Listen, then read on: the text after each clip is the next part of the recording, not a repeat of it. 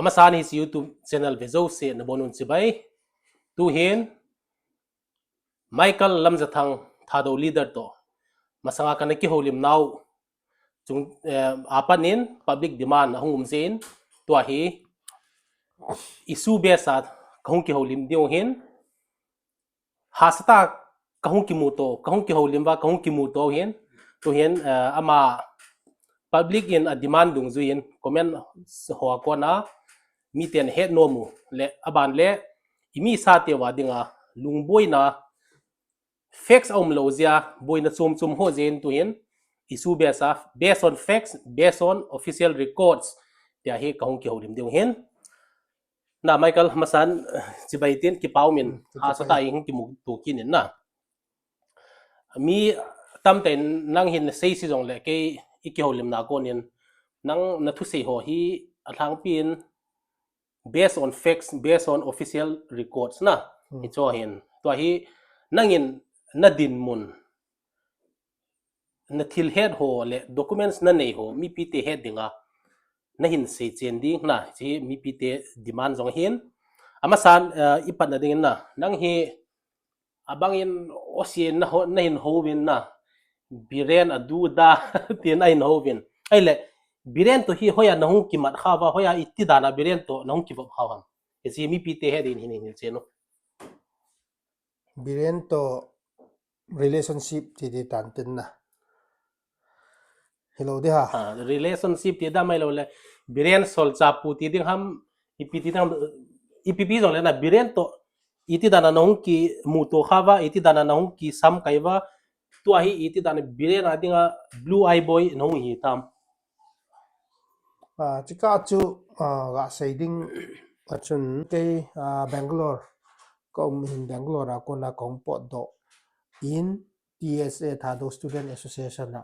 lamkai secretary general April 2017 na chun headquarter kan tu panen na echa kon chun Manipura issue tamta tribal ho adinga ho chu parsu kabol jom jingwin na bul kan chi jom jingwin hi le biren jong hi kaki personally kaki motu khapon kaki ha khapon heti chun tribal rights ho chu assert kan bol ji wa hi le ama hi piti de ha mi phing ti de hin ten alung hang jin ban pu ko wa ki phin na po protest po bol alung hang ching ta chu ein mo ave da jing chule ke chu fresher ti de ha Manipura chu atha so tha hong pan ka hi tha dominan na bolu na he tha do min ka hi chun heti chun piti de ha ma yong chun underestimate able ji thovin China chun 2017 kuma chun sugunwa chawangkut festival bolovin icha chun konrat sangma yong hongin konrat sangma hong chun Manipur Imphal state level kut chu Imphal aw ma hin biren to konrat sangma chu live viewing chu ga vet le konrat sangma chu mi sangkhat lang view bolin birena live stream speech pet chung ki banga hin vet na hele zakhat jong thing lo in na less than day je chen Meghalaya chief minister pa Manipur chief minister pa sanga popular zoi ti a che clip ten ji ko ya social media kata do le lu hangin na ma che tolerant jap tho hin tin ka ki het chom de pon issue hong chun ka ki moto de pon 2018 kuma chun sugunwa double murder case khat hong omen na double murder case to chiting ne ei ho tribal ho hi MIL major Indian language lecturer ding pa hi most importantly Imphala hi student kita mahin Imphala kai ho dinga hi local language mother tongue language so hi introduce ke bol lo cho subject ki he dinga demand ka bol win hi le lecturer om poeti jo chen lecturer recruitment ding kan push win protest khat TSA ho le joint tribe student body ho chun ka bol win hi le lung hangin cha chun ama chun man the mangin tribal dang ho including KS or ho chun tom ho chu very close hi hin aji chu 2002 apatna 2017 chan thunga chu politician hin ibobi right hand khat jong na hi je chun kuki civil society organization leader ho kho ama dinga very close associate nge na hin aji chu IFCD minister tu laya khuga dam banga kho student union leader ho ko tam ta khu piti de ha contract work subcontract an pi tam ta am ji chun ama to very close very keen ngen na hiu hin na you can have a say pon cha chun case o ho chun FIR khat ke min na chun protest ka bol ji chun rally ban strike ka bol ji chun na bol win na cha chun arms act PPA zawin SDF ke ti boy thang ta chun link a bol win FIR chu kananian mading nasatay na igongin ti chun ay hol le jing ay ba chu kyong chu ka sel di pon ta chun na kan tong jing pe in 2018 na chun kon ima kondong lai rem bi more ko ma khun chikim veng ki ti khat dom min more chikim veng a khun mai le ho khun township ta bang khat plan a bol go we ti hung phat na chun TSA ho chun more a chu thing noi ho dang dang ho chun chi phat la ya mai le la dinga colonel nectar san chun lam ma chu decorated officer khat 21 para se fa ko ma na chun in a sai chi chu KNA ho le more civil society leader ho zo do oven mi pi helpless ka hitai ti ji chun TSA ho ma chun tribal land khat hi na je chun defend kana ball in 2018 na chun na case on ana di bolo ha na ball lo cha ji che helpless tin mun am pha na wa chu ki ho chun TSA chun fight kana ball in hiti chun chi phat la ya ko na chun soft target ka hong hi jing pe tan na ke chu FIR in a ball khumovin serious offense khat hi tan ke so hon ti chun biren nong chun na certain advantage alan ke so ho complain na ko na chun FIR a ball khumovin IP chu jong le hiti chun kong ki ka khat nin kong ke vop de kit pon 2019 MP election na chun pu Benjamin Mate MP election na chun pu vungzagin valte he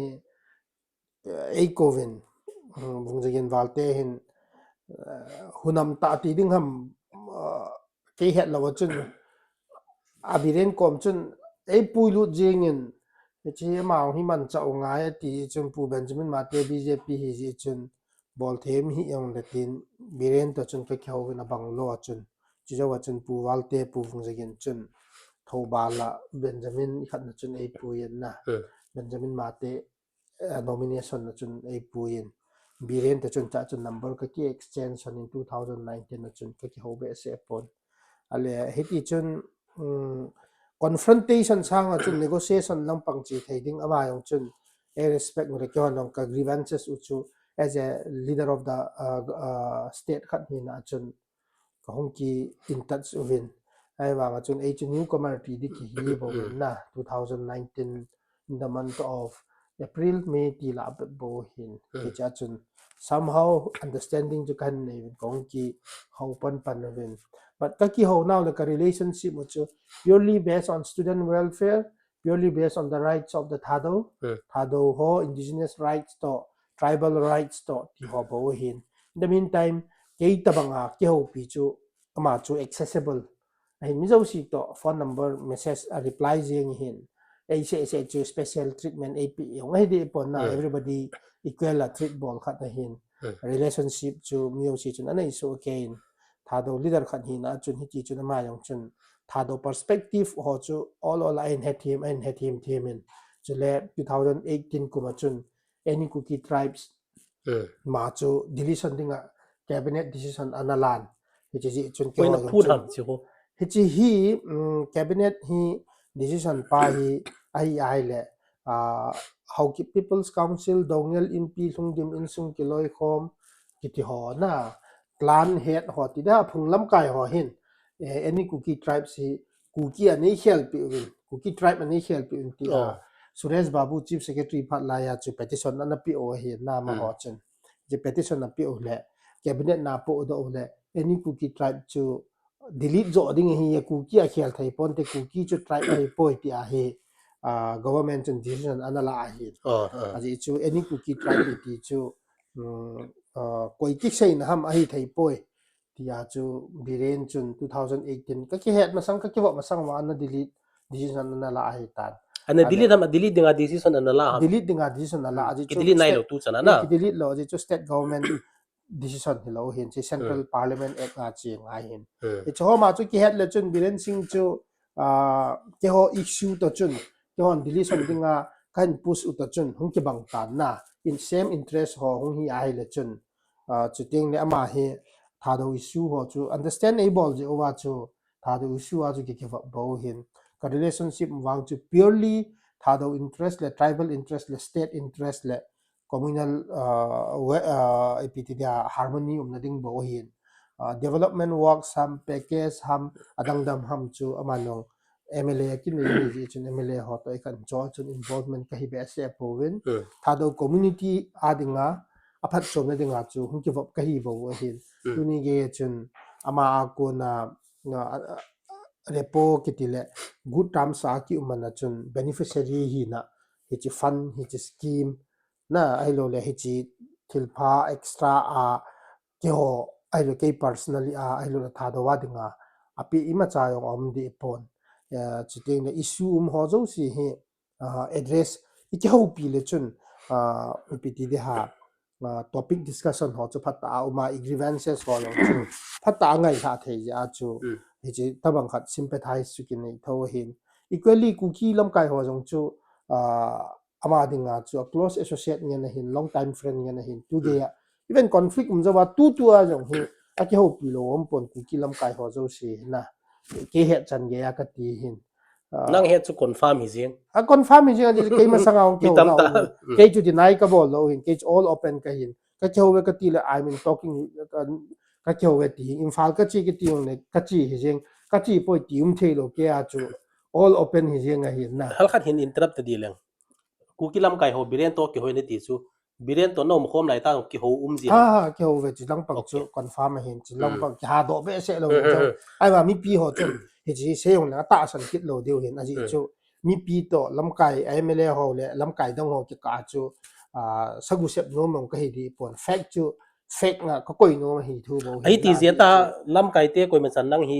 naniel kal lo nang hi nang against lam kai te koi ma chan se lo nang hin vet da nang against thu si la si se ho hi min ham ho hi siu ti ka se nom cho lam kai ho chun ke again cha thu se yong la ho di pon ai wa ke chun mi pi ju ko lep lo he tu ni ge ya mi pi set na di ka bol lo hi na mi pi ho chu mislead ka bol lo he mi pi ho di lo wa ka lead lo hi na ke limited support ka nei wa nga chu limited support ka hi wang wa chu at least in during my ka activism na ka to so nga chu hi a hi poi ti a adi di chu clarity ta chu mi pi ko ma ka se hi na mo abo support base tha do confine specific dana ki je a chu tha do chu anti tha do we fa hat ja chu hung chi hin IPG le chief minister atu su nga chun biren singh chu 2017 to 2025 ahin 8 years ti di hitan na ji sung sia chun vet na hi le kong ki het now chu 2019 ahin hung ki ki wop 2021 la ko na bo hin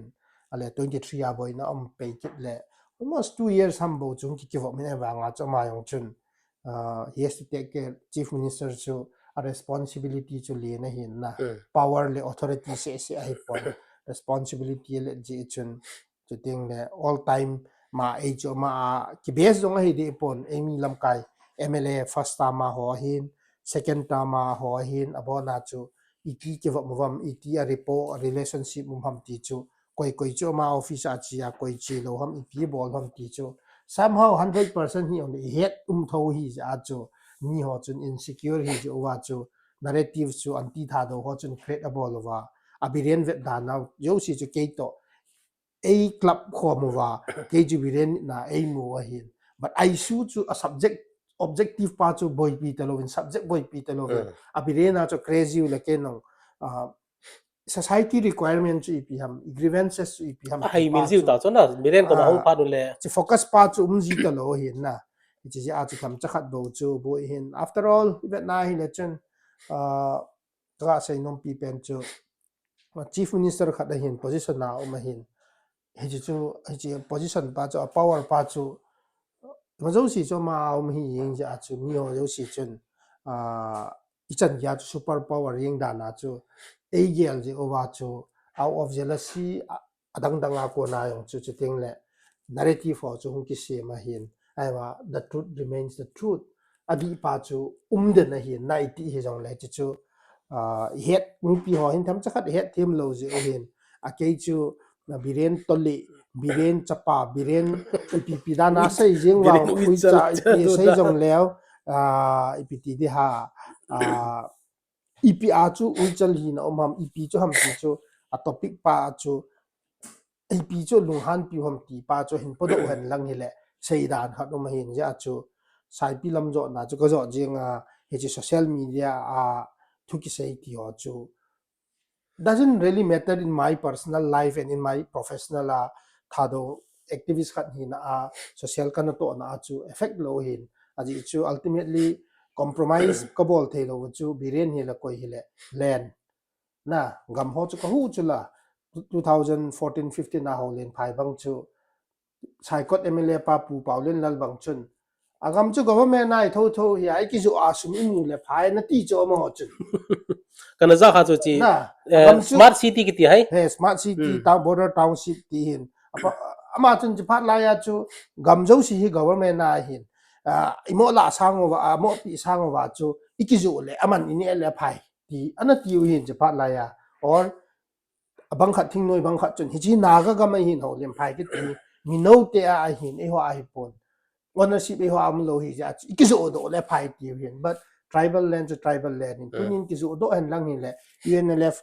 surrender ho lai ho ko yu le people thai du bang thai lo hin chi ka article Long ho term. bon an ki Long so term ke adinga. gam chikim veng ki ho bang or any other issue gam chu tuni contest cookie organization ho challenge ka bo hoi lai hu do na na thangjinga thingphu ding ki wa kha pen am ho ya bol chu forest to ki thuam ho chula a bol zo si chi vet nai le ka ti he sports university bang chu kampo pi district ki ti ti a fight a bol lo thung ong tu ge ya cookie organization ho chu ka ti he KSO headquarter bang office u bang chu na hi chalai second mark ko ma bang khu aki defense lo piu wa thado hon with limited support gam ka hu do ho chu absolute our commitment towards protection of tribal rights absolute hi chu achievement card chu progress card chu kivet saute ti yong le with limited support na support from cha nei jong le ben to ha chu pi ti ha tu ni ai mi pi ka zo thap naw om lo ja ka pan ngam mo hin biren hi han lang hi jong le tribal rights ho chu hung chi ti na chun ka commitment chu paramount hung hin chu chi chu hin chỉ thầm chắc mi pi het qua mặt các Ai cái le gì mà limited support na ti jin na tha do hi azwa le next lang le tribe lang ho hin sei din na. Ai le hit ya hi rights land rights gamle go protect na dingai tia pandan na lau chu iti dana support na mu lo ham na support hi iti dana limited hin na lai ham tu chana dinga.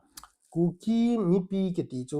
mi pi cho thinh nuôi họ chơi cho Okay. thinh nuôi chân na thinh nuôi chân huy sala mut cả cho coi mà cho đinh cho pan độ lo hi cho Masana sei pian chu na. chỉ chú hi ja cho thinh nuôi cái chat ja cho society structure cho thay lo cho thà đâu dấu gì cho thà đâu hin hiên hẳn năng le phá đi cho thà đâu hin hiên thay lo vu cookie ba sa ho cái chom lut jiu na thà đâu cho cái put no va cookie ba sa cái chom lut jiu le aga này là cái su dong phát tiếng le thà đâu anh ngọ jiu ya na su dong cho to ang hi bol đi hết lo cho sa tia peng peng cho tui pi sei phát hay poi atiu cho cầm tin là sei cho mà tôi bol đi hết lo cho le thal cáp tàu tu hin mấy thấy cáp tàu anh tìm là cáp nhiều có mù kít lo cho chăm là sei cái tiếng kim mù kít lo ya chú thà đâu họ chun right from day one na ko na chu ke ho chu limited support ka hiu chu ei ki pi chu ei tha do ka hi I belong to tha do tribe ti hung chom do ding lo chu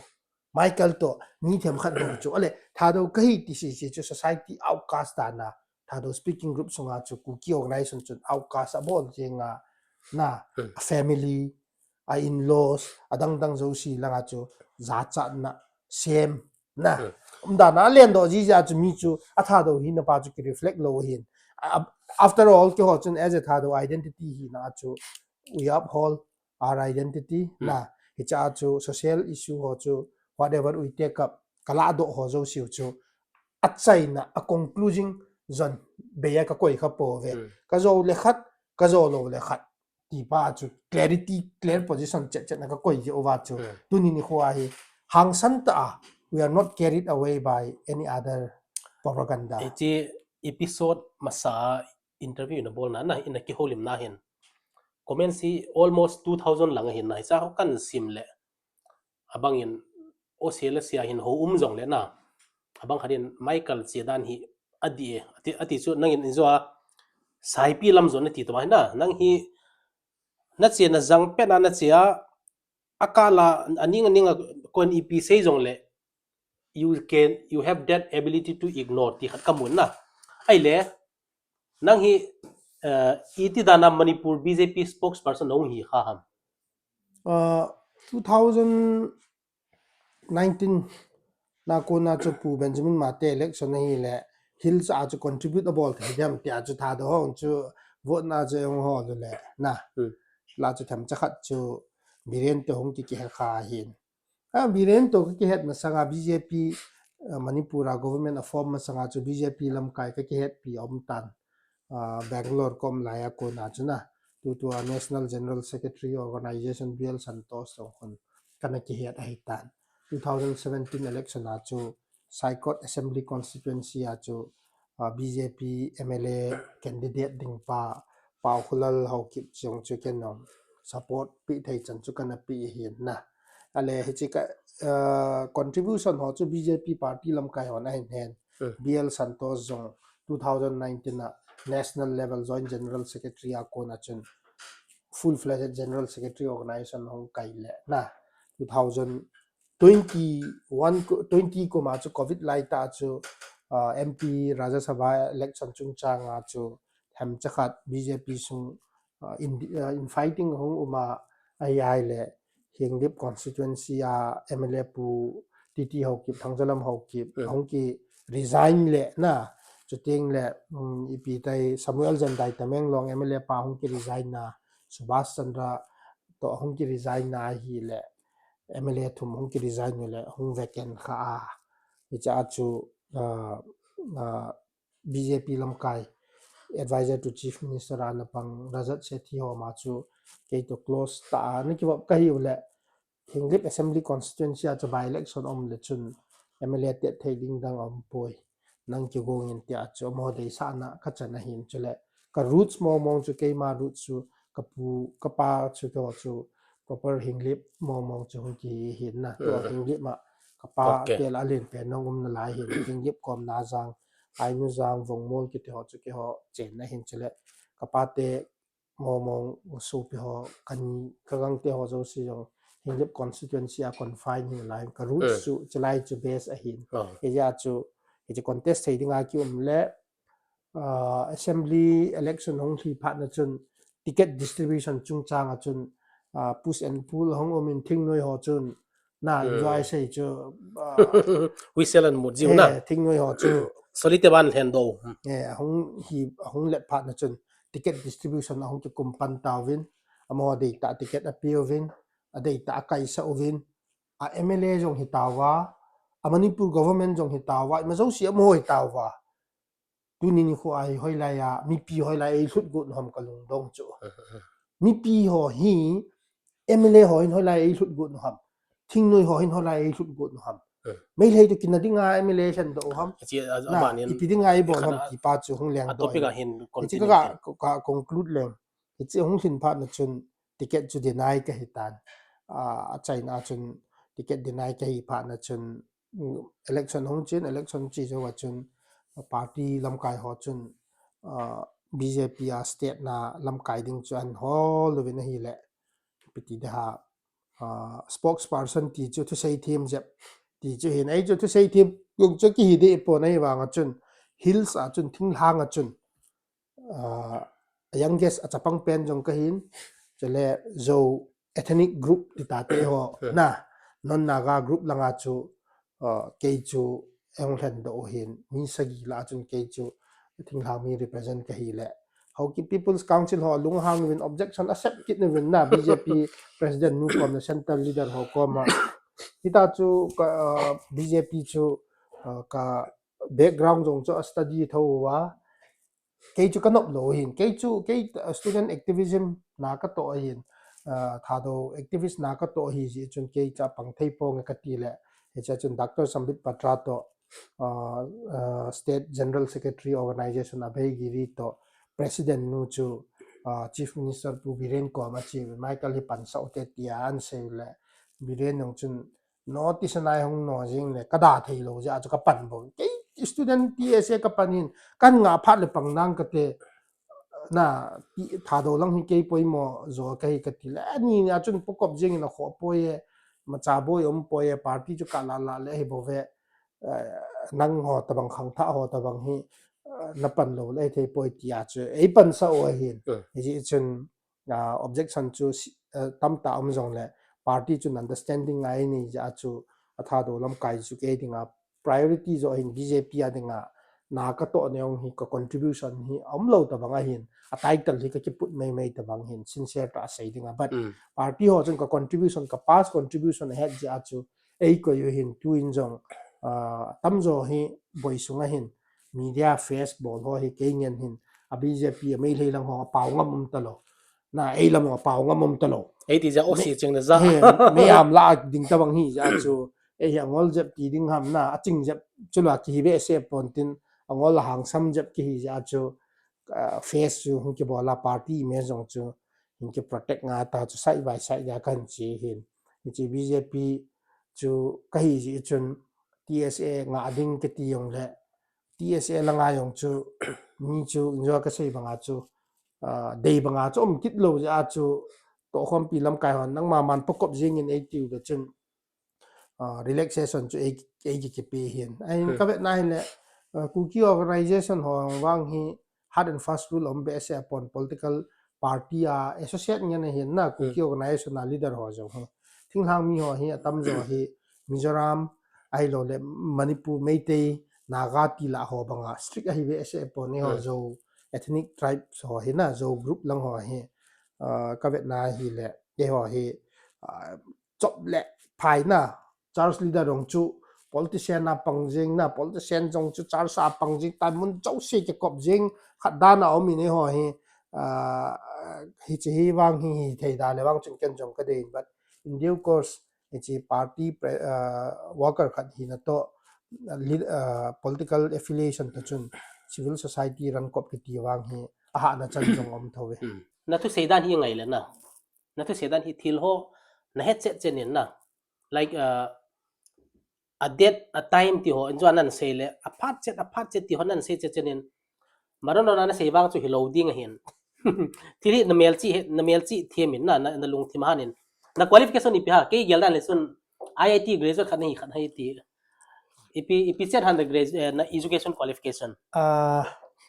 education qualification lang pang hi ti ai le chun BMS College Bangalore engineering kana bolin class 11 ipilang ha engineering mechanical engineering kana bolin chiting le class 11 12 hi Imphal HRD academy gari kana kain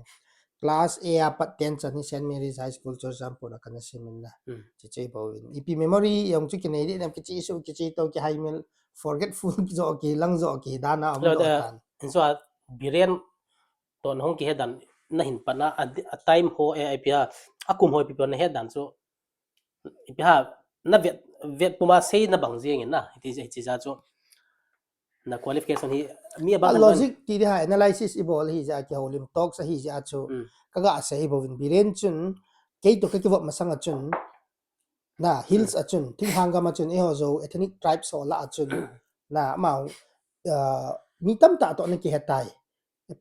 especially politics and join 2002 apat 17 15 years sunga chun thado student association chun na za kha lo cho ma chun 2019 20 azabe bo cho ma chun na ale hichike ka cho very short span hin chale ja ka sema Bangalore akun ko hong pot do chun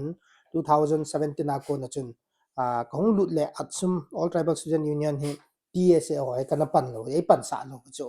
thado ho hi all tribal student pan tribal lang cho ei pan sa lo cho ku kian koi jeng na ku kia chu ei ko yo ke so ala ki ho ke pang lo hel ai wa nga chu na tam tho ham ke so to te dinga we ke so chu ku ki chu tam jep cho mi ku ki ki ti le chu mo tama tam jenga thado zo siang ku ki a tam zo chi ji le ya chu abiren chu ipiti de ha a chronological chu ga study a le chun ke sanga biren chun to ki ho thei zo ve kati na ka sei thu bo beneficiary chu amo ai zo ve ke to ka ke na chu beneficiary kai point na just only on issue base a chu ki mai bo win personal le dang da ki na am point ti pa chu ga sei chom chan hin dong ki na chom chan an sanal bole BJP spokesperson manipur ni hi salary na muha mai lo $80 na phat chom piam personally ya na salary on political party ho ai na khat cha political congress what is the financial benefits financial benefit wa ma cham po lo na ai ip penta ip penta a phat chom nau ma maban politics lunggel lungtum na nei je ha mai lo political party na to jo full time hi lo hi je chun state office barrier dang ho banga chu daily a ki chi pon issue based dung ju ya chu party political decision ho dang ho chu a kho dung ju ya discussion on party le ka ki defend ji ya ki chi ji mai bo win na it's more like intellectual content media aga ki face mai jing and part time job ta bangai bo win je chun benefit financial benefit ma cham pon ai wang chun benefit khat pa chu pham til respect pa wang chumin a presentment party sunga chun na party worker na MLA minister ki ho chun state na dinga spokesperson khat hi je chun tia regards khat wang chu akim nei je me ai le tu hin abana a burning topic very hot topic na hi chi to topic in padi hi mi ten nang na hin vet da naw mi ten nang thading mading lungput to bangai ta kampau hin man naw na hi chi cookie supremacy anti thado tia media la na hin seji hi akei ho na ake ho lang azomi side ti azo lang side ho adinga ko mizo se he thado ipiham pau thote hi cookie ki ti jeng hin ale thado jong cookie jong thado ti hi ta kan het ko na ki kallem lo ma ka het hin nang in het thil ho na seida na pat ka ngai le based on facts and heading to ging san nai chi mi pi te het thading in clear time hin explain hi chi ka ai simple cookie ong hi tribe hin cookie any tribe cookie tribes ki ti hin chu cookie tribe ki na yeng he any cookie tribes ki ti chu cookie tribe ki na hi lo le ipi ding ham na dang chi sei na hi lo hi cookie tribe ki na hi yeng hen chi ka chun tha do ki ti chu le tha do hi yeng hen tha do le cookie hi tribe chom chu ale cookie chu tribe hi ta ai wanga tribe khat chu nammin common ethnic identity naga ta banga nammin nong hi ki ti go ki ti chu am thei lo thil khat hi ja chu fact based chiu te ka ti hin any cookie tribes su cookie hoti na hin is 28000 hi ben na 342 28342 hi hin tha do ho chu 2,16,000 approx koi ho hi dewam which differentiation pa hi lo chu ya chu any cookie tribe hi duplication of tha do tribe hi ka tiu chu ale any cookie thado jong ki simbe ve cookie any cookie tribe ang zaw ve hi ha mai lo le any cookie tribe a zaw je wa thado pa na kin klu lo ham a population any cookie tribe hi cookie in pi manipurin ana ki het run hi chu 2002 3 kuma ibobi to mai lei to ke wa manipur kai ba ya roi ti abasa imfala chi wa mai lei ho appeasement policy a bol wa hilanga black day ti naga attack na he ti wa hilanga memorandum api uchu any cookie tribe recognition ding yan hi ji cho na he chu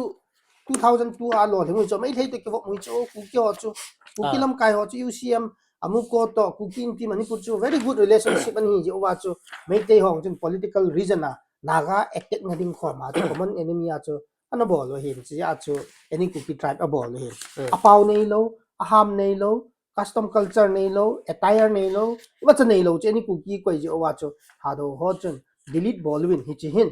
cookie hi ei chu boy tawe mi pi ei chu boy tawe na common ethnic identity ana ki mang cookie chu om thei ka boy ti la do win ti hin he chi a chu cookie chu hikit mi te ti nyong ai di pon na aji chu cookie adinga worst victim hi thado ho hi ka hiyo hin tu ge ya since 1950s 60s na ai wanga chun pi le ka sei num pen chu hi any cookie tribe long tribe ai tan cookie chu tribe ti nai tan cookie tribe hin tribe hi le chun zo to ki bang ta cho tha do to Kuki ki bang na. ta cho he Ne son ala talo ding. nation chu am ho any cookie tribe demand committee hon jong cha ai cookie hi nation a hi lai nation khat sunga nation dang om the poi tia any cookie tribe demand committee hon ana clarify hi ta chu oi cha a hi Ai le Michael khoi ti thil khat na. Hichi leveti linguistic survey of India volume 3 na. British and Anaziu hin George A. Gerson. Hicha hi chapter 1 hin na. Kuki chin group akiti na. The word kuki and chin are synonymous and are both used for many of the hill tribe in question. Na. Hita chu abana in simle kuki is an Assamese or Bengali term applied to various hill tribe such as Lusei, Rangkhol, Thados, etc. Na. Hichi basis in ikhat Manipur history na tribe recognition nang ma het danen ichi inam mi te het theding en halkhat hin su temo cookie ki ti chu Manipur history apana na in cookie ki ti chu bengali min he assamese min he ipi min he ki ti ipham ki hello he impose name british ho chu impose niam chu hi british ho chun administrative convenient dinga na blue house red house green house ki ti tabang chu ga club na koi ho mi ho ham chu ga ko na dinga chu ei ko he na he chu ong ki pat na chu bangladesh mai thei bengali mai thei lang ki mai thei in ki po wa la ya manipur ai po lu wa to ai thi pi lo ga mai tan ku ki ya chu i thi ga mo a zo ho jong amar ho jong a pai ti ho jong ai ti a ku ki lo ho jo si ong chu ku ki mi na chu pha ya ko na ai ichi ki nangin lo ai hatain hin hil chin la chu na based on state reorganization and recognition of STSC ti ho na ichi hatain nangin as based on records official records in say thele chun akum dung zuin hi che e ho hi nam hi su ke hin na tribe nam hi su ke hin nam ki ti chu ipiti sei ding ham ka het ta poi ale hi che nam mi ho chu pau le ham ine yo hin na zowin zowa ni in tha do wa ki ne in marin mara ni in hi che nam hi ki nei su ke hi hi che nam zo si ki go khom na khat chu ipiti de ha cookie ki min vo te record jong om sa hin abai ti lo yong om he ja chun khulmi ki ti te ki ti 1940 da khulmi union in a ball ki Holy Union na cha chun koi za china ke ne cookie national assembly kin bolovin pi chu hi le mara hin paite hin zo hin including thado ho yong chu cha chu pangyong le individual hi na pan thu hin as a thado representative a cookie a pang ki ti khalo he individual capacity a cookie organization apan thu hin Kenya apan thu hin thado tribe community ho chun cookie hi taute kiti na khalo he declaration ki ne khalo lai he history hi chen nam ho chu tu hin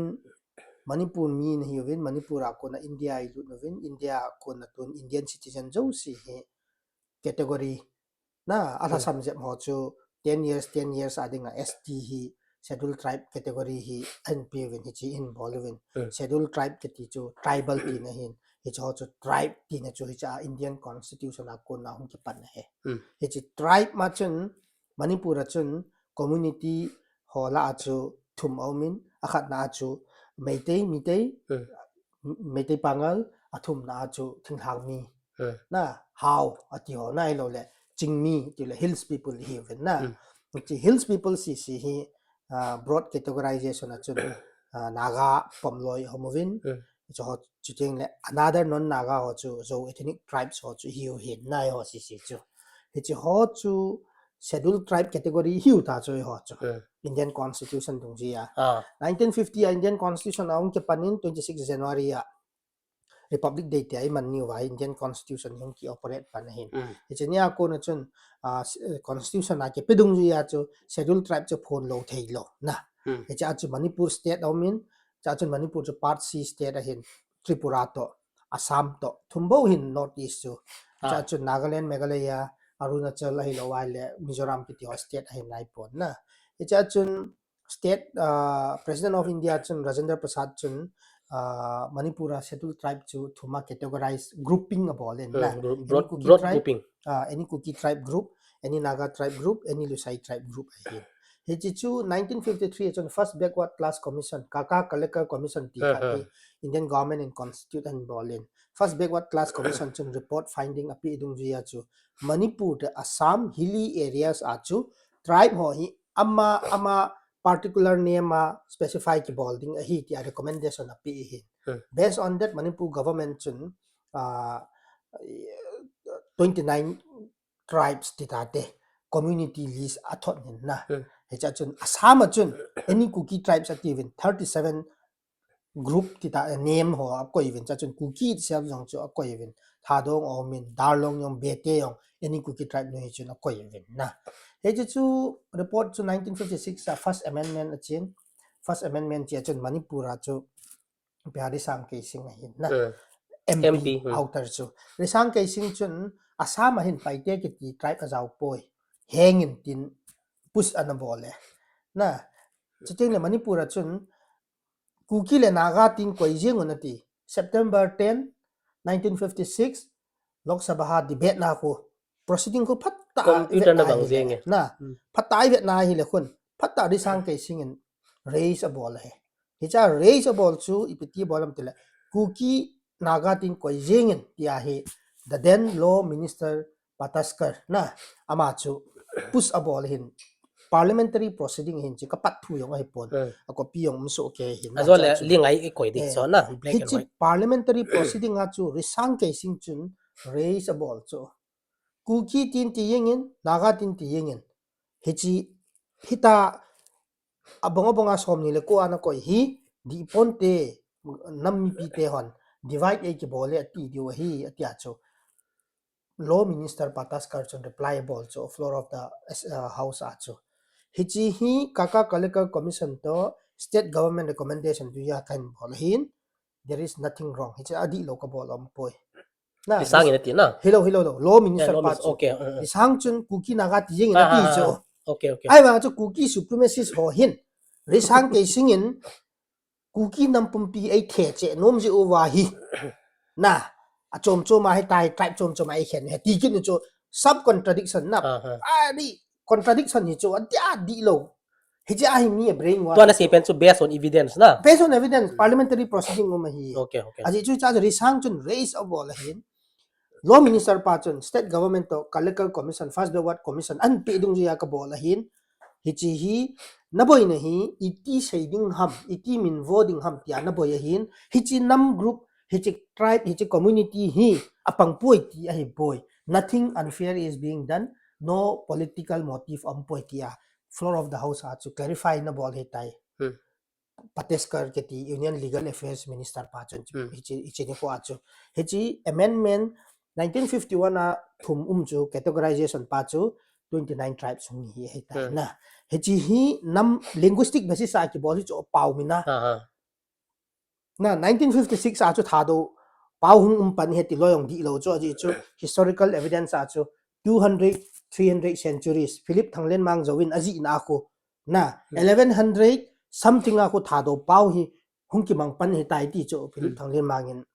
alekha ji na ko thado chu recorded as thado as a language a chu hung chi jing pe he tan ai wanga chun linguistic basis a chu hung chi hin na mi tam ta chun critical view pi ho chun thado pin ma sanga thado pau ko tho he tai ti yong le chi tu lai khang ding ai relevant hi ta chu he chi sei ho chu athi to ka sei du pha chom lo de effect di lo de hin ji tam cha khat intellectual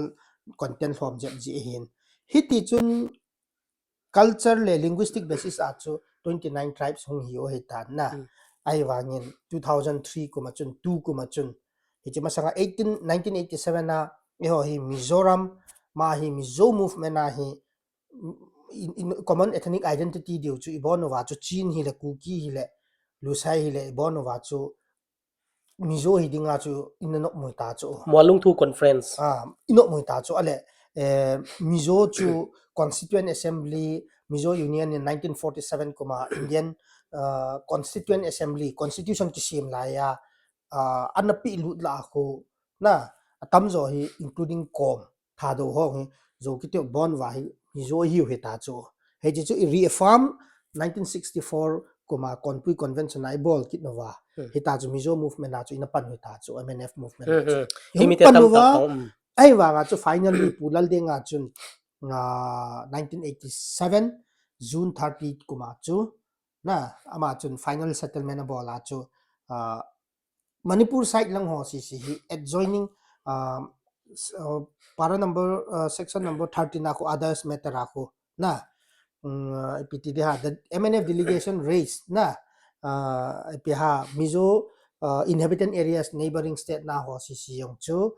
merged into a single administrative unit raised na bolwa chu government of India chun they cannot make any commitment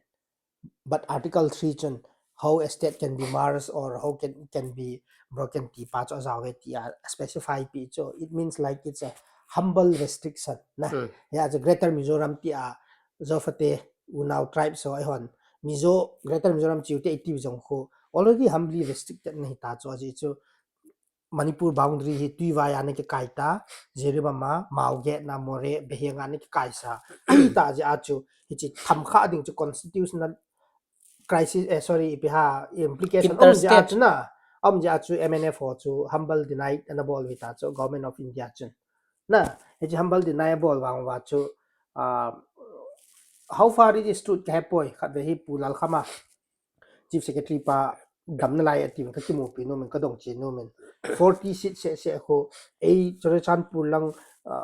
haila kandi Assam lang hoilang ho zo ethnic tribes ho ading Mizo ho adinga reserve seat je ko hi ya 40 bo hi ya sei loi au mu na how far it is to di lo ka het poi ni chun hi chi hung ki chai chun subsequent chun Manipur chun any Kuki tribe si in sat bowling ki 1987 na hung ki pan ta chu 1986 if I'm not mistaken subject to correction June 30 chu Mizo Accord the kai chu 1987 na chu Manipur chu April 28 ya chu ipia bol wam ti ai Manipur chu Kuki tribe demand committee hung peng pai ta chu Mizoram chu ei thei poi ti het phat ma chu Manipur chu Kuki tribe chu adelo ta chu Kuki supremacy so chu ale chu andelwa risang ke singin jong 1995 ko ma chu Kuki tribe recognition dinga chu government of India na lekha anaji ta chu ale Kuki Naga conflict peak of Kuki Naga conflict like that 1995 chu EP ati le risang ke sing chun Kuki tribe recognition dinga ji thayam risang ke sing was alleged to be the enemy of Kukis na Kuki Naga conflict peak in 1995 EP ti la ma chun Kuki tribe ma dinga chu recognition chun ji kit anas ji kit thayam central government na ti tabang khat kit tin na ki chi hi ji chun Kuki ho hin Kuki hi tribe ma su ding demand hi anachi piwa na Naga to Kuki conflict hung ki chaya chu me ho chun Kuki ho chu sympathize bol chu ale 1997 na NSCNIM to government of India talks and naitan an ne jo ko na chun NSCNIM ceasefire extension without territorial limit hi chu Manipur ho chu bom changpo ke bang jeng wa na wars affected hung hi taw chu wars affected hi wa cha chu Kuki in pi Manipur lam kai ho to Manipur UCM hung ki forma UCM amuko ki to chu pang khom wa Manipur kai ba ya roi Manipur kai ba ya roi to wa hung peng wa SOO group on 2005 8 Manipur integrity will abide by the territorial integrity of Manipur tiwa so akayo tabo chu hichi close ji ta chu meitei ho chun Kuki ho hit na mu lo chu Manipur hu dinga ge lo hin hichi ka chu what went wrong hichi Kuki mi pi to meitei mi pi ho chu iti dunia hi na uile ke le ba ham pi chu ve nai le something foundation bi lo ji ham ipiji ham ti mi pin tu ni ai gel du wa poi mo ta khat hung leng do hi cheting le any Kuki tribe chu tribe hita Kuki chu tribe hita Kuki chu common nomenclature hi sa kit go boy hi chu na hi chu hot bang hi ya chu Kuki in pi ong chu am ho hi diu Kuki zo council no ei hi ding zo united ong Kuki ma hi ding Kuki ong Kuki ma ma yo si chu ho ma hi ying ding ami ke bang hi ding na cho champura ITLF forma hi jong le KIC to PTC hiding na montom bing to let pui tha hikit ding KZC ke amani hiding na ITLF form amani ibol do si chu kor sam jo amani mo zo united mo hiding hitting an na chu society chu akiran ja chu ibo yu chu ka sei ngom pen chu a community pa chu clear cut no ama community respect ke petalo na Kuki mi na chu mi community zo si chu invade kibol chu invade and brainwash henge suppression okay na suppression subdue kibola ema supremacist ho chun kuki tai lo lam dang om poi kuki is supreme na kuki is the only option kuki tai lo lam dang om poi kuki tha min ai tha kuki tai lo lam dang om poi ti azo jong hap ngai lo pia kuki chun kibol le jeng chula ei ho loi ga peace na dinga zo e ga happy wa ma ki pom de lo cho na ya chu unity is more important than anything else itile let us be united. The last alphabet in English is Z. Z for Zo. And we are united. Zo united too. All do also. Everyone was very happy that relief ading bo tiu lo ha Hiche relief adding to Central YMA in Jong relief adi ti kha lo cho. Chichu kei ho Mizoram to coordinate bol na ding a cho Hiche hi hitting hi tai ti wa desperate ta athing no yong jawa new si ga jawa ta cho chichu pu Albert din Jong clarifiable cho relief adding hi point ya clarifiable ta cho na ale hilanga thil khat kise ya lam kai dia hong lon in la hong lon ban le adia thado speaking area la hi chi nomenclature ding hi poi koi ko ha kukin pi ho vale lewa just for relief purpose dia hi athang sa boil ham mi pi ten azad da ja hichu kukite syndrome hichu kukite specific problem hichu hichu hilanga se yo chom delhi langa se yo chom guwahati se chom ground nga chom hichu kukite specific problem adien ya wa be ta cho hichu ta banga inconsistent ta thu ki sei ki ti chu hi ken jong kan za khain boy lai ta hi ja chu ken jong boy na ho pi ho follow kan bol hin na chi zo united ahung pin do hi e ki pau me je chu zomi hon la na ti ba zomi hon la kuki pom thei lo na ala kuki hong ki ti ki la tha do hi ta achoman to nang no nang party ti jeng da te hi ta hi hungum ki ale hung boy ta ta phanu le ki thegam ding hi ta ya ki ti phale so pi mi zo ti ko mai ga cheule na am hon lam kai na mai lo ham na zo united hong ki forma koi ko ham hi ta hong ki ale zo united an form chu to na se bang chena thil hi something na where the connecting the doors ti hat ka gial khan aumin aje chu to nang sei chet documentary evidence approved hele zole linga jong koi tin na mizorama zo united an form chu nang he chana hi atabna relief purpose hi lo na ai point relief hi lo na ale kangpo pire la aga thang sa bujula na je hi nam min ding hi poi relief ding hi ti ja hi kangpo pire hon jong halhat accept an bol thiu ti to bang khana hungum ale sot dai lo na na ti ita to zo united ta lo na layam thi ta lo na zomi council ho se ta lo zo na headline ale enzo nan se chuna michael MNF movement la ya abula akipala nan se to MNF movement la ya to mizo lusai hills ho ale mizoram UTN mu masanu chona hello ha UTN mu wa so ale e holang ho hi iti dana i join thelo ham iti dana mizoram i join the in a join mizoram state akipia so iti dana e ho i jaw khalo ham hi chi hi le based on documentary evidence tu chung ihung boiwa e sante gam hi 700 square miles a he itiu to hu ki contradict lo ham na manipur state hi 22327 square kilometer an hita ba ham ai lawale aleng pawon maharaja paw silonga house arrest kineya force margin akine sa chu emiten ita iseu tho na social media zo se eu now 700 square mile bo aga pi do he e ho thinglang gam apang poi atiu to mizo MNF ten gam tum ahin muwa e ho lang ahin hop thilo ho it state isu hung di heti na se ho na e ji to hin ipi akisam kaina ipi aki contradicting na mam hiti hi cho masang lai lengte khanga chu hat pa chu achot pha na ga ma chu chia na onop nop a bol la hin athungai lo mai le vo a ta cho bol la to pha chot pha na gam cho gam hi yeng na ji phat lai a chu ibet nai le chun manipur hi abang le size lenji abang le size nyau ji cho abang le 7 years devastation ta te sai direct kontak pa ha icha chun 1819 to 1826 kuma chu Treaty of Yandabo hong ke kai Treaty of Yandabo a chu me le liang pa ho chu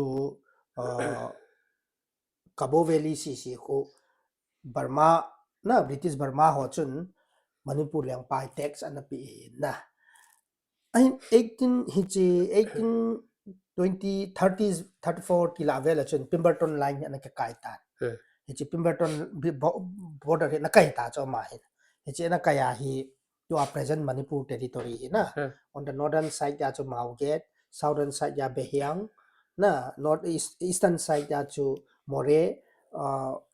western side ya chu Jiribam 23,327 21,000 sorry 22327 22,327 square kilometer pai ai ta hi chi na kiti kumbel ha chi 1894 ko ma hi chi finalize ki bol ta chu British in India ko pa ya hi ale hi chu administration chu British ko chu darbar an bolovin na vice president chu khat ho an bolovin hills chu hiti chun atum be anaran excluded area na a hills chu British ho chun darbar aran sa chu aji chu thadogal zowa ko na chu hilsi law and order problem thorny bushes ahi ja chu ha ja chu darbar lampu system chu introduce an bol chu 1908 ya hai cha chu lengpa chu maharaja chu president ding vice president chu British political zen ho na po sa o hi chamkhat jawa chu president chu lengpa chu la do maharaja chu an la do wa darbara phata ehon record in ei zo si hi kagam hi British te gam British in APT zo si hi 1891 post 1891 jawa record nyan hi di hin na ei mi on in ei hi prior to that na chun kinai loading hi record jong nom belo na lo yeng hin hi cha chu ga ve ding khat chi phamiti a hi le 1891 na British on India Manipur occupy bol tawin an ranwa ko na chu a size pa hi tu a existing size hi hung hi pe ta chu Treaty of Yandabo as a Cabo Valley ki pe ta chu ale Treaty of Yandabo zo wa chu tax ki pe chu British hotel India da ha dinga chu Manipur chu state constitution ai ki po ta chu state election no ma ta chu Maharaja chu ipiha supreme head hi wa nga chu a power chu nominal head mai bo ta e ho Manipur state own constitution ki bola pu TC tian kham chu first speaker hi chu pu te ba ki lo chu first cabinet minister hi chu pu SL lun ne ki te ho chu MLA hi chu chilaya chu na Manipur state constitution chu ale 1947 na chu Manipur chun India chun independence an mu a chu Manipur chu la lut ding ti chu mai le hong chu democracy ka dei tai ti protest hong ma heta chu hong chi hin na somehow merger agreement hong an bolivin British ho chun mai le leng pa Manipur leng pa ti de tan na chalai chu Manipur Maharaja chu an khat lut na ako hin so Maharaja chu very powerful hin Christianity hong lut 1910 ti la bang chu Maharaja permission chu vele chun Christianity archive khat ni ka ga mu na ko ka vet na hi le southern Manipur Christianity Watkin Robert Wells missionary ho hin northern side da ko na hi Pettigrew hin an a favor so aji cho ma hin dispensary ho yong hon na pp bol ja chu Manipur leng pa chun a favorable cho ai wa nga chu I khat hi favorable kit lo cho Watkin Robert pa hi na ama chu senvon la ho chun permission ala over Manipur leng pa ko ma chu phal ti ho ta bang pp neo communication ki ji naw jong om thowin na ni hon entirely Maharaja Manipur thu nei poi ki tiong chu adi mo na chan jing thoding na ai pi chu le debate chu ka sai nom pen chu boundary pau chu hi na Manipur chu inok mu chu somehow we are a part of Manipur na hi chu na he chu 1970s achun 67 70s ti la achun Nehru in tu Burma to me pai phata kain he achun Andaman to lai to geopolitics a le to in Manipur boundary he so nyau tai du da final settlement khat koi tai ti pa ho Burma to India border dispute of final settlement khat to Google map mai mu pau ko na Google map me na kai pa ho je ko survey of India ta ko na la kai yo hen je ko adi pen ti de hen je ko India to Burma kinop to na Nehru phat la cha chu final seal khat kai yo hitan India no na pi do ti tan Manipur map chi chu ale tunya ga sei nom pen chu yes 700 square miles hinte pi hinte influence nei lo ta ba he mai lei chun na merger agreement ako merger ki ji ha yes akiji hoita 700 merger agreement instrument of accession how kiji lo Ministry of States in 1950 aphun na si le khang chu attach bo area is an ham 8,000 600 something square miles ahe That means 2 to 3 to 7. chu chet ko hi Ministry of State Government of India in Tripura yong bolin population no azaw so okay cha ko Indian state pumpi a size about na ki ji so okay na he chu ai mi ho yong chun hi pet lai chun protestable povin nago yong chun protestable lo piu chu chi adi poi ke ka zaw poi ti lo hin ji phat lai chun tha da ho so chun na Manipur leng pa zo na gat no chu Bodyguard. Thado na tin adangin kuki bodyguard ane kiti hin. Chi chu Min zom na de dan na ki min sa. Ade dan na chu aki naret no hin ai wa nga chu Manipur leng pa to Maharaja le simba khun kapi chun thado ho hi na khongjai thado ho hi tin phata ai ne sei pi tin na thado ho chu je pha chu mai le hong chu democracy day India march lu di day leng pa chu no loi tam ta min koi ma cha MR ho Manipur rifle ho Nepali ho Bengali ho yong chun pale su ga dem lo pha na thado ho so chun aga ga mi na khuh mi pu wa ti ho chu phata he so okay vin ja chu do I existing how keep veng po ti vin ku ki veng po ti vin pp ti vin adi chana wang chu khongjai ho hi lo le thado ho ni ve ti chu phata he so okay vin na Manipur chu ka sei nom pen chu hi cha chun oppose ana ki bolin na thado ho so ho chun ya chu pre independence le dang danga chun historical pre chei te khundak pam tam tam zong le somehow even na hi le chun history ki ti chi hon nong ji thu bol thu pp gam tin ku ki hong ba du ada na sei ngai pon e hong chu nop ngai cho historical perspective che ke sei teng ne chun southern Manipur lang si hi na yung chen na now hi sot be se lo lai cho kum jali janga hu kum lo cho tu ma sang chun phai tong te chun 200 years aga hong gui te kol be hiang ki tila ho he chandel ki tila hai lui jep din chong kum jali janga thing be se om nai lo di hin na chin hills a ko na yung hi sot nai lo hi ham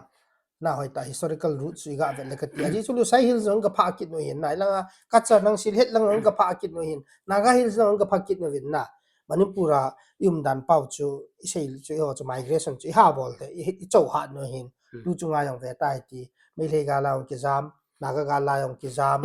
chi ma sanga 50 sa jam in one generation 70 years lifespan ne ho chu thum ve lang ga jam chu na ha sa dan chu ka ga sei thu he ya chu history pau chu history jong le tu chun Indian citizen hi tawin Mars hi tawin na Manipur is part of India hetan Indian constitution Indian law changing hetan 1961 base era Manipur government in jong indigenous person definable hetan ji ai le ho adinga chu kichat na ding macha ampun na he narrative a chu chi a pha chom ding jong am ta pon chi sanga chu negotiation process chu UPFK noi na pat hetan government to ichana negotiate do dingam chi chu mi pin and trustable hin chi chu nga di hu jing hin tin but for the thado perspective chu Manipur ke di chu bula pat na chu ka ta san lo a hin na aji chu a map chi vet su group hon jo atila chu tu chu a jo hi ke lo di ta soi ka yu chala na enjoy na sei ba hi ahong ke patila pat na ipui pa te vin jong Manipur anahu huti ja nagate tong esan te to e vet thau ti na ai le chom lamin 700 square mile hen nagamu kiti ti so kaya pa na ong ping ham hi apan do hi na go ma hi article khat kam chu 2012 a chandila anal ho group khat in na 650 square miles a heti chu an pat do kan mu khan na ti chu chom khat vai khununga doctor mark ho ki min an ji le mark thang mangin an ji ai le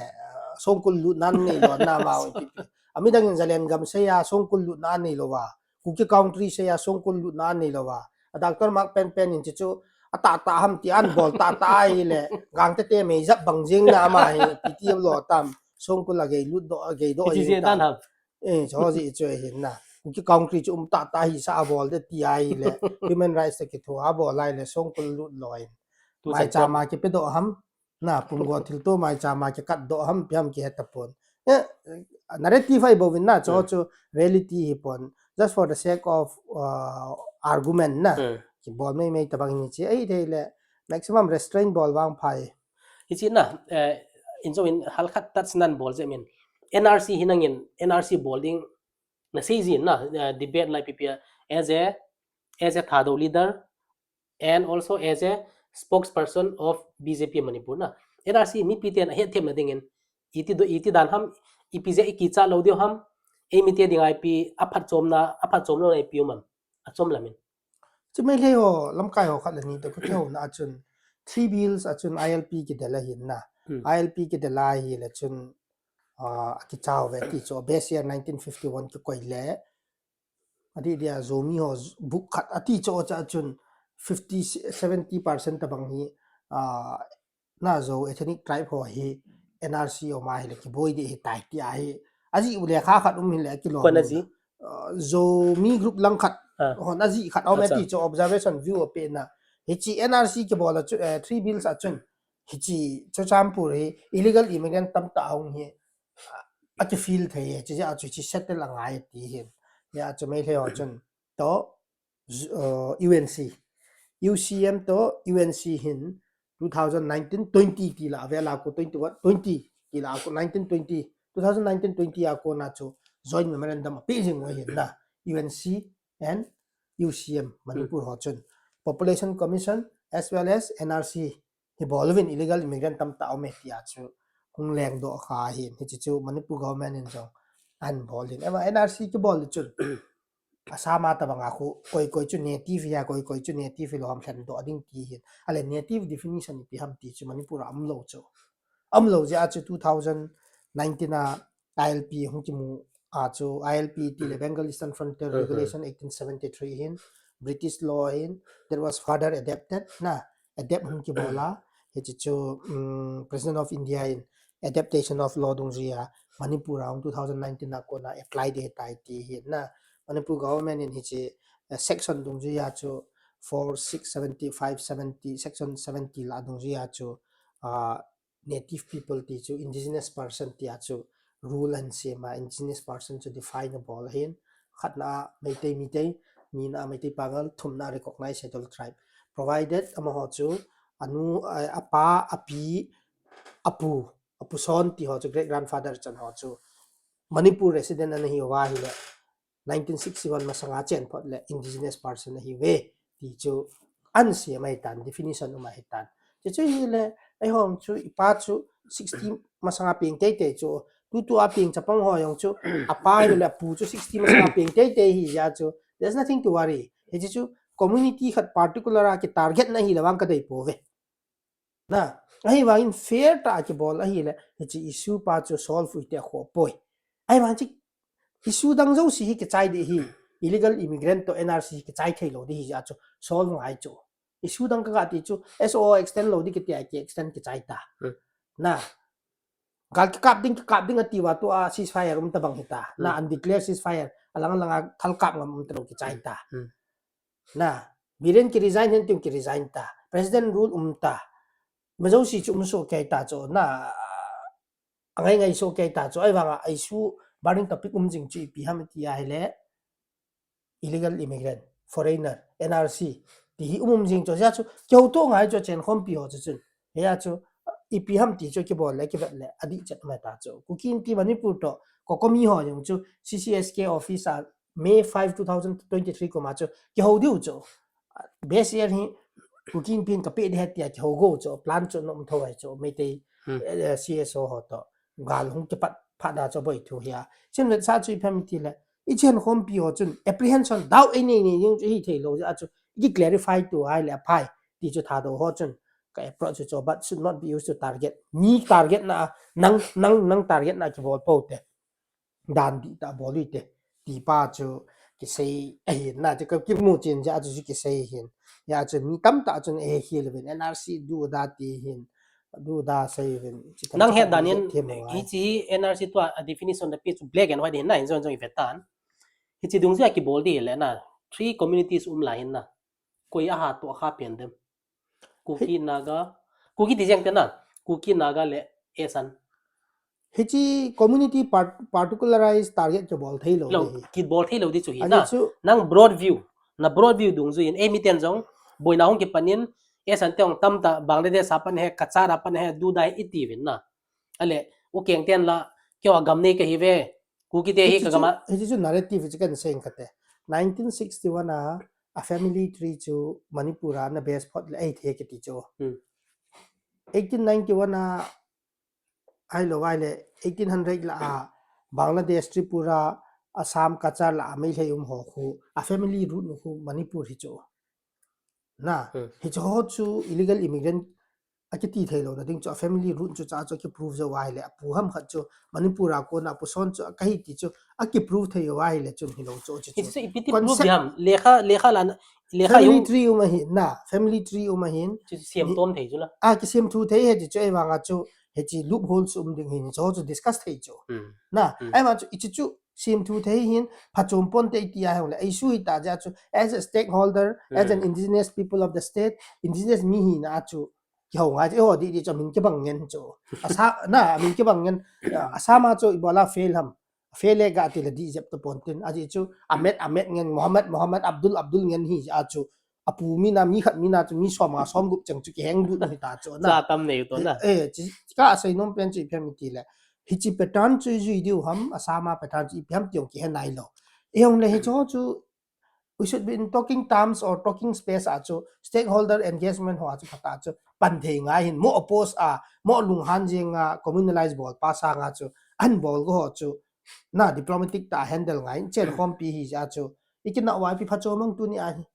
ikimo na wa pi phacho mong tu ni a hi na joy sum ki so Michael to na se chuna ken jong kapom da khan ome to na se banga injo ajong invetan 1961 base year hi dinga le e mi ten jong im cha ki cha na dium poi na je chu e jong 40 lang ki di ta na ale ipat e 40 lang yung hiding ta le na se ba chu ipat e chu hite te di na ai le e mi te hin i so pi teo langa kolgam langa pa na hung te hi e mi te yu mo le o keng te di ti het sa hin na e chu ma jong som ra lang khat lang poras border hi jeng na fmr anom la ya e ho jong hilang more be heng lang amo jong khulang hiti jak tua nang het dana ka hin do nom chu i chen khom piu e san te lo i chen khom piu u keng te le e ho hi koi ho itam zo divem raf barma la pa na hung lun hi chi kan don je chu na migration hi munjo siam so ke hin na as per nrc hi chi ibet na hi le chun supinago yong hi border fencing o post chu na mo na race pen chu boundary khala ka so pi takhat ngen kai ve in half a ki khan ne du da tiu cho mo hin thil tam ta se yu hin chi thei pon te tiu cho ale ei mi ho chun border fencing hi ana ki oppose lo ja jo mori a cho na chi cho 10 kilometer wal no mai cho na wedding chu iphem ti le ei mi ho hin problem in ei lo cho cha hi problem chu na go on chun border fencing chu oppose kit no cho ai wa nga chu illegal immigrant lowa hungu da tham mo chu le ki le kit no amo cho cheng mom pom po ve ti proof na thei mam di kit lo cho na ji narrative nge na hi ta ni ji narrative zo si so na dinga chu government chun seal the border entry exit pass pata koivin pata bolta hotin na counter insurgency assam rifle se etelom bsf gat koi pata koi zo hotin government hin bolta cho tu a hi may take in the next 4-5 years a chu noble dam lo na hung di ta cho na he ji narrative ho hung bei di cho ale he ji naga ho chun tam ta chun tu border fencing na bol le we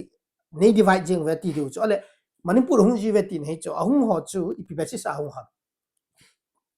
kile kit jiu ham ipi ham entry exit pass to ai ham fmr akila onam na ale population growth iti ai le 2001 census su mau maram purum apa mau pawta na chi subdivision thumji a chu boi chu ai hi le cho chu kina ngai thelo chu ki se tu di ti le song ki wa lo chu ai wa cheng khom ki khen thei khat cha ki lo ja chu na cheng khom ki hi ja chu to hi boi na hi narrative a ki kre no wa ki se tu na ding counter narrative ki hol ngen ta bang ta chu to ai na a ki bol da ni ja chu cho a chu tha do as a leader in a chu interest la po te na not entire zo ethnic tribe zo mi mar kuki kati poi cho wang ka represent zo poi ken but thom cha hi jong le tha do ka represent a chu hi cho in ken po te na issue hoi amicably solve with the government in a solve it thei du po a understanding ne te ti pa chu approach à chu thà đồ mi pi ho chu olo la chu hin ki pu ya hang ki chi hin ya chu thà đồ perspective point of view awang chu NRC illegal immigrant cho hi dispute chu solve ngai community level a solve masat ngai ki ho to ngai ti pa approach chu he bovin na if at all NRC cho chi ding ngai jong le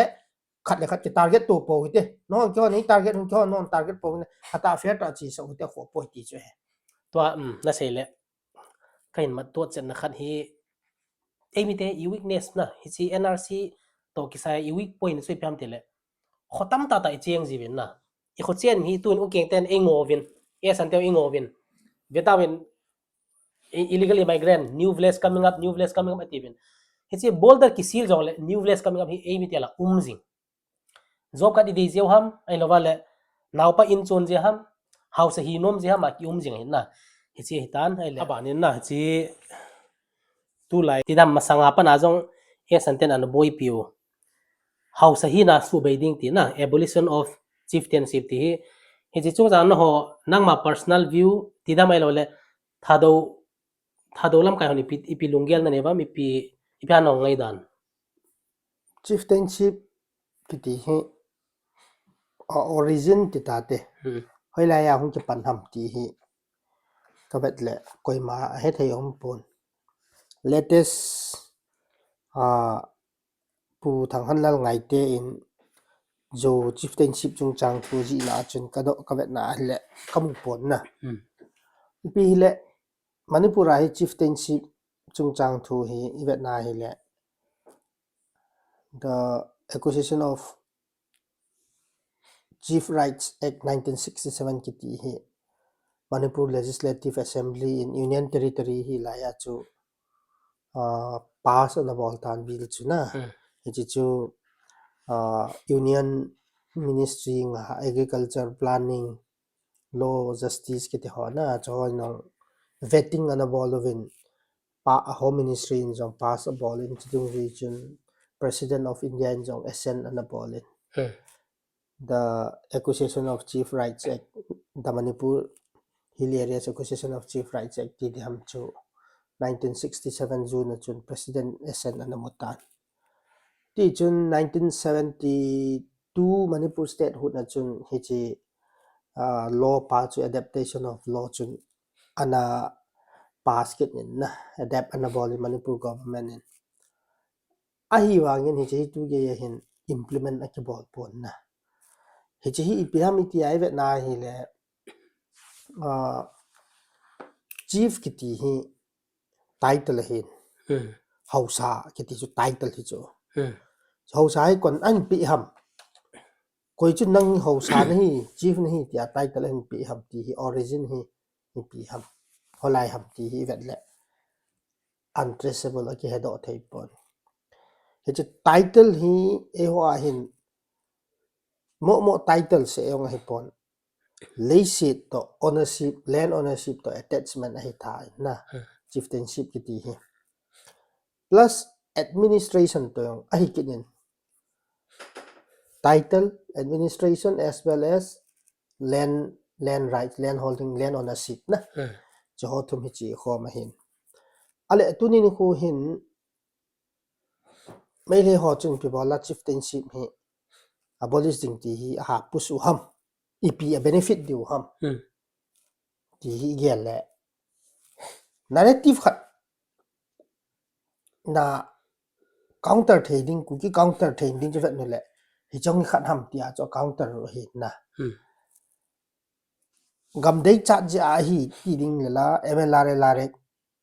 to hill areas a ke passport even hill areas achun mlr lare chu implement hijing jong le land law chu apply ki bol jong le section 158 mlr lare khun schedule tribe khanin gam nei sit ownership anei na mun chu non schedule ki pe thei lo ding hi akipi ding le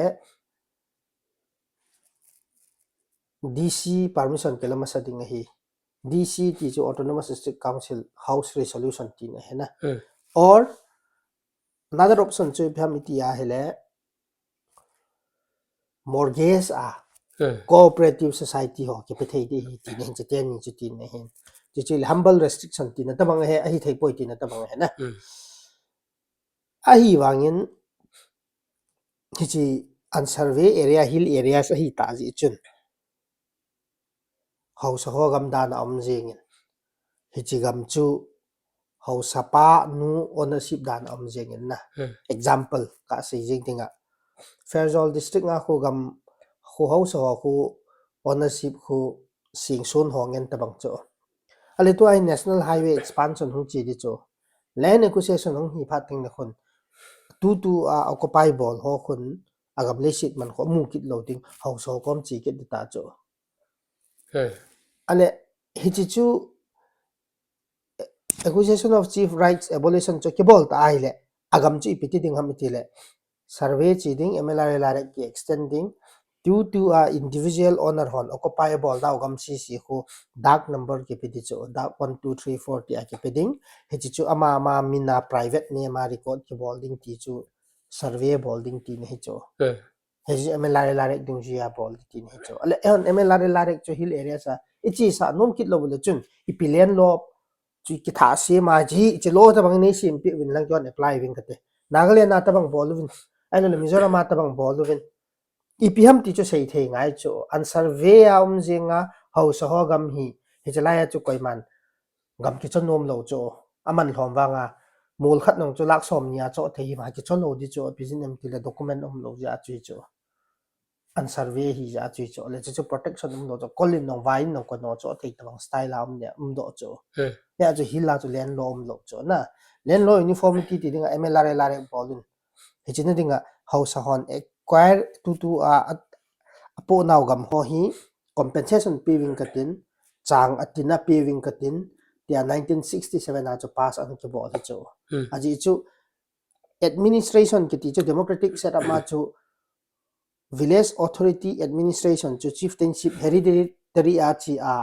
apa kon cha pa pi in the democratic value of violate chu ajo violate ja yong chu hi land ownership jong hi na hi chi a chu hi cho zo si su to thei na dinga individual land rights pe thei na dinga chu chieftainship chu abolish bolding ti a chu law ni ke pass le na objection chu emi langa ko na tambe se ja chu implement ki bol do lo tu langa hi mai le ho hin land ownership hi chi ki bol le e ho sung problem jong hi it's a larger purpose on serve for ball thei diu ham ti chu a hi ni chi ka hi even na hi le it's time for us to wake up e ho adinga yong kha do phat ta chu ipizin na mi ti a hi le gam hi house area house in occupiable na chu anytime iti phat hyong le ato kam pe ape do thading style thim khat administrative power khat anei chu house ho hin hi chi ja chu mi pi chun mlr hill area si jong le hill district hi jong le mlr lr khunna survey ke bol na patalen chu adei chu chi ja chu highway panga chu tuibung kamwai ki ka hoi lai survey area ki ka khu bon wa gam nyau cha chai jong alak akror mana I cho naw aji khu thing hang langa an survey area chu gam ki man wanga chu security sa lo bu chu ya chu investable nom lo bu chu ya chu migration chu town area chu hung chu na where mlr is applied na gam pata jama bandi ti ho khu naga ma chu de chu outside administration chun a rule jo jong le at least we will not be kicked out e ki pe do lo de chu na le sit chu nga chu house less powerful na mi kita ama in mun hi ja chita bang khat ja chu e ho level la yong chu chieftainship chu problem here government level la problem so wa unjo sia chu problem ahin a main problem chu gam chu movement ball hi ji chun union territory del hi ji chun iti mo hi thei pon te che chieftainship chom te di ngai ho so chun gam ka ngau hi ho so gam chu ku kilen hi zo gam hi du da hi tia chu isei got wang wa chu you cannot go by that convention hi cha chu ki chi thei lo cho theoretically a chu all land belongs to government na chu government chun army kema sa nom le acquire a building highway sim nom le acquire a building nobody can stop na government chun a ball nom le ai wanga chu leisit jo si chu government na hi ti vet sa na chu hon tax pi u cho premium ki pi cho mlr la dung ji a khasana ki ti khu ale Manipur hill areas house tax te house tax trong 1966 act kit cho cha chu an survey area hi ja chu ipitiam iti ahile Manipur state na kachenge ti ve sa na chu house tax ke pekit ni chu premium le hasana khiala chu household khat na chu in a year kum khat na chu na household khat chun per year per household la chu 6 rupees sam khat if I'm not mistaken House Tax Act 1966 dung jia hu ke pekit ahin so all land belongs to government ti pa chu whether it is hill house tax or whether it is hasna hichun proof abol ahin ai wa chun e ho chun jo ka sei ma banga movement chi hin SAUT ke del hin land law chum khat apply bo la hi le chun hichi mang thei heti ta bang misconception khat ki je chun a boin after all as an Indian hi na chu Indian law dung zia land law khoi chu appropriate pen nam na che pa zo chu iki raise ti dol hin abolition of chieftainship chu anti democratic hi ja chu government chun phasa lo ji chu Lusai Hills 1954 ana ki abolish ta na mundang chu chiefship ki ti yo si chu na ki abolish ahin Indian law chu ki vai pu dung ji wa chu chu hin apart from that kavet dana chu idei pa chu problem chu hetan government policy yang chu government law rule yang hetan ale eito kito chu iti customize bola hi chu state government le dang ho ko ma chu hi ki ho area tin ni bol pi in ti the ham ti pa zo chu raise the nga ye idin mun zo chu eman nei the nga ye na ground reality chu face phat hetan ultimately king hanga an survey area chu khu pung thailo household pung thailo an survey area town area la hill areas ke tiwanga chu survey hlum na mla la hlum na district headquarter til a hovela chu urbanization ti ta te in chu punga ale chu in chu hung pun kit ja chu pi ticket am tia hele e ho chun conveniently sangam nga ti ta te ekar khat naung chu in som ni chen le new village he ti jeng na e ho chun it's part le separate house tax paying village dana chu ikisimo area chu increase low ki expand low urbanization but this urbanization chu iptm itia hele in ki expand chu na phaile hoila la ki expand chu number of village to increase tha hi a hele government adinga chu data chu iga na hele abai ta chu chi number of village increase number of human habitation increase ati wa hi le chu new village these people must be illegal immigrants ati wa hi le adi to kilo ki jeng na without considering the normal growth in population chapa chu umbe se lo adata chu misinterpret ke boljing hi chu leader hovin a government ko ma titaute a billion ko ma titaute chu conveying dan tep lo ji wa chu boy kit na ti hota bang ei lang sai ya it is justifiable I explain bol pi ding ham he thei ji ta lo ta chu ya chu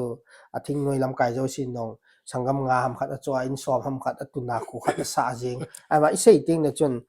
mi upan mi nau pa custom dung ji ain chon he ti got wanga chu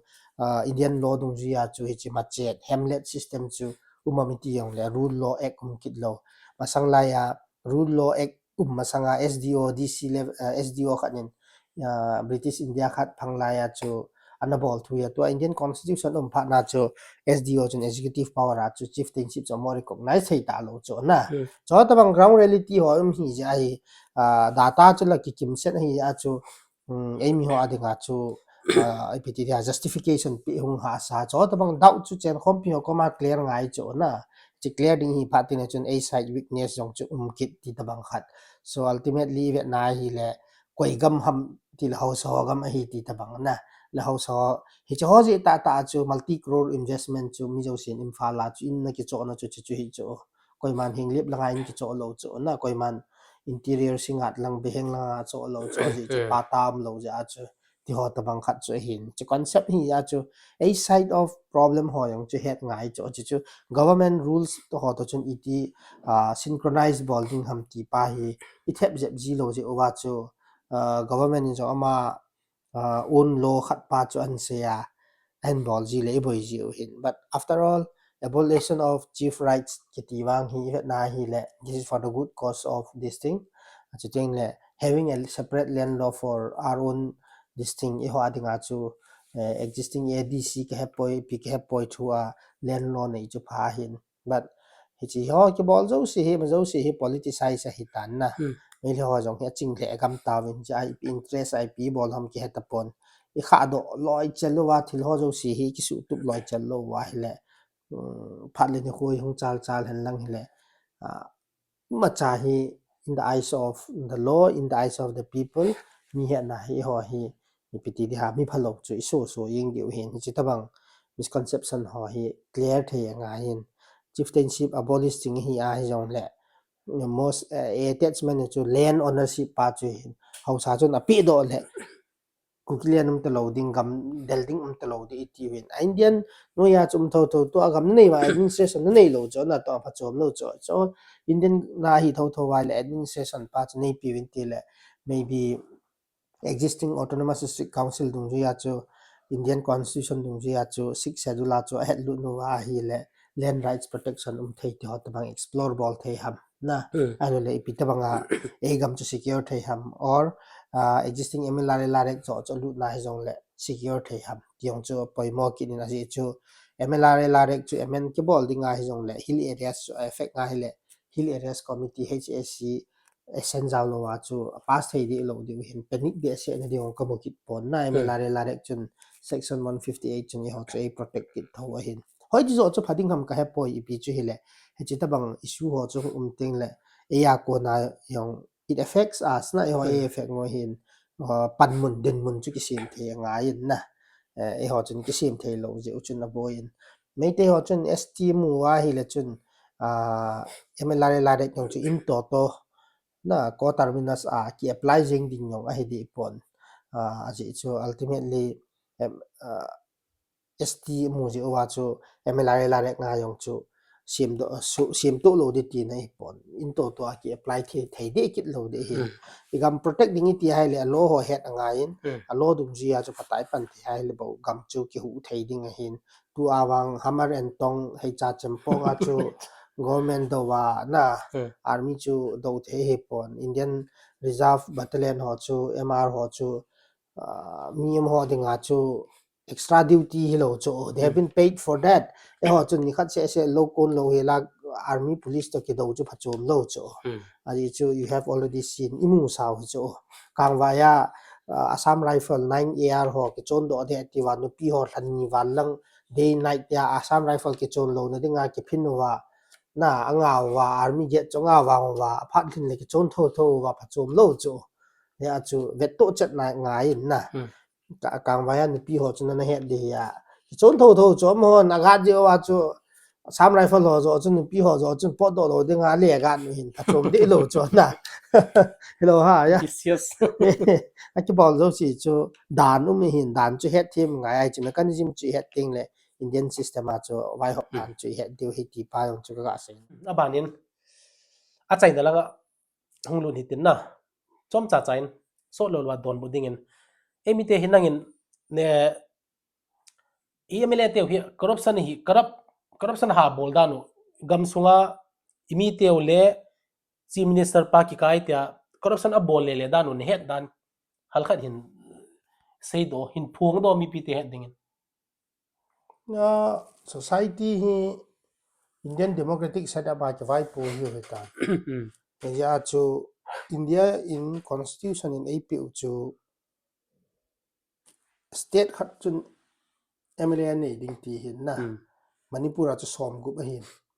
hicha chu direct citizen ho chun vote ila over I representative diu chu ithal heng diu chu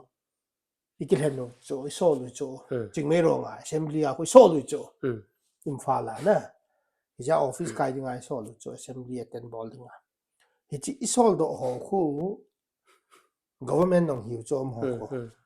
ale mizo si chu minister hi thei lo chu ya chu minister chu government ti di hitai ya minister chang lo hoen lang chang hi jong le hi chu ho role chu government to mi pi ki ka chu palai hiu chu bridging bol diu chu na a role chu law ki sim ho bill ke pass ho chu tribal ho to thinghang mi ho to chun ki to hinam ki to lo nam ti chu lawmaker as well as guardian of law hi diu chu mo chu in the meantime legislative họ chun executive power nó tu chỗ na executive power thì là government nó tu chỗ head of executive hiểu chỗ hay chứ atu nào vào chỗ power authority này chỗ hay chứ sẽ chỗ crazy wa power authority chỗ crazy wa misuse of all wa guardian of law họ chỗ law breaker cái số ta chỗ Amy specific abona bona ale hi la chỗ amo ki ka power ta salu mai chỗ manipur chỗ MLA som group cabinet som lani including chief minister ale mail hay chu pangal to 40 MLAs naga ho chu 10 MLAs e ho zo fate zo ethnic tribes ho chu 10 na 10 la chu ve nai le 6 chu Churachandpur district 3 chu Kampo pi chu 1 chu hi le Chandil chu plus minus si wang phat le kit no le Sandel plus minus Tengnopal iwang phat konia head next thing na cha chu kai kit lo mai thei sei thei lo possible chu na pa sei nom pen chu so Kampo pi to Churachandpur chun na ya chu 40:10:10 40 Meitei 10 Naga 10 non Naga hichla chu ve le cabinet chu 12 hi chu fixed ya chu 8 cabinet 40 ho changding 10 Naga ho 2 Naga ho changding 2 non Naga ho chandiu chu hi chu fixed type convention which was followed by Congress in absolute majority nei laiwa anjui chu bobin tam 1 2 3 an bol chu hi chu tu a hi ko hi jong zui norms da na leng do chu conventional practice da na ale tu chunga chu han bol wa hi le Churachandpur cabinet minister mu to lo Kampo pin mu Keno Palin han mu wa le Churachandpur chu highest number of MLAs so na non naga tribes a dinga chu ho ale he che mu lo pha no wa chu ki mo phin je ngo ta chu na mantri dei na chu lamgate mo phin je ngo chi ki sei le ngai da diu ya ngai da yong leo reality ka driving force kan chu le ja chu mi pi ko ma chu MLA ho chun first time ma hi so ke kit no vai le the first time birenin fan jo si ne mang tai ai mấy leon fan jo si ne mang tai mấy le ho hi ti a chu e instigate no vai provoke le mi jo si chu wetland a bole eviction a bole forest reserve a phong nge na protected site phong nge na chivu chanda kiti pak asa tai lak gam ai la pe ko taw ve thang jing khat a bol tai dik secret site a phong tai gam ai la pe taw ve na ria ke song jang eviction bol tai gam ai la pe taw ve wetland phong tai gam ai la ma zo si je ki klap mai le cabinet mu lo to hi kit le na su khat to ki abroget to hi le are to ke ne cha chu lam kalang ho dinga chu na tiu phu lai ta cho chi a chu e chwang me le ho hi bol de tiu le people to people fight ni ta to alon jim thei ta lo na ale he cha hi political leader ho chu instigator apang poi ki ti ham you cannot rule out na hi che ho chu mai chu tu ai boi now hi ale everything a chu phata chu hoi lai fan siphon of ki bola EPP ki bolam tiong chu koi man po do thei di lo pi chu narrative a ti chai ta to artharin state assembly an po do hilsa sum hizat ti khat chulana ichu adi na khat Article 371C dung ji ya chu President of India chun hill areas committee constitute a bola hichi hill areas ho chun na hill development administration adinga chu schedule matter ki koi ho dung ji ya chu bill ke pass ding le council of holding ham ti a executive ma pe ding wa hi le governor in considerable cabinet chun anop lo le direct governor the folding ki ti na chu chile separate hills valley budget na chu hichi chu event na hi le budget chu hoi tam wanga chu atharin khat ve an put raise chu yes di chu raise ding dol ta raise chu awanga chu wedding chu data chu phata analyze abo lu wa hi le chun development funds chu chuti ki hilo chu hills ayong chu 40% 35% tho valley a chu 55-60 ti chu hi tho na ahin salary kiti ho chu hello ke kan salary do kiti ho chu hill development like forest hello hill area development ti to bang khat na ai chi particular figure chu imphal hi valley ya forest to kisai hills to kisaya afan hi imfa la tam ti khat cho a figure chu ka bai hat chen hilan pom kan saying kate chi ka cho department khat na hi suppose crore zakhat hi budget ke kai cho forest a hi na he chi forest ke kai hi non plan ti ta te salary achi ding sam cho chi cho bo na salary ngen hi cho manipur he tam zo chi abo na valley budget na ke kai cho capital expenditure he chi valley cho ale development works adinga chu hi chi bolding ki ti pa a khu hill valley hon ki khen ta chu hi chi pa a khu i vet na hi le chun yes asai chu alfred in an pu do chu hills a chun 40 crore hin actual spend amount to 10 crore bo hi 30 crore hi ki spend poi budget is good but expenditure is bad ti cho man sai chu hilo ham ale ke ti lo wai le dia to na se dan ale valley a chun na 100 crore la 90 crore ki spend ne ti cho le hills achun forest atam joy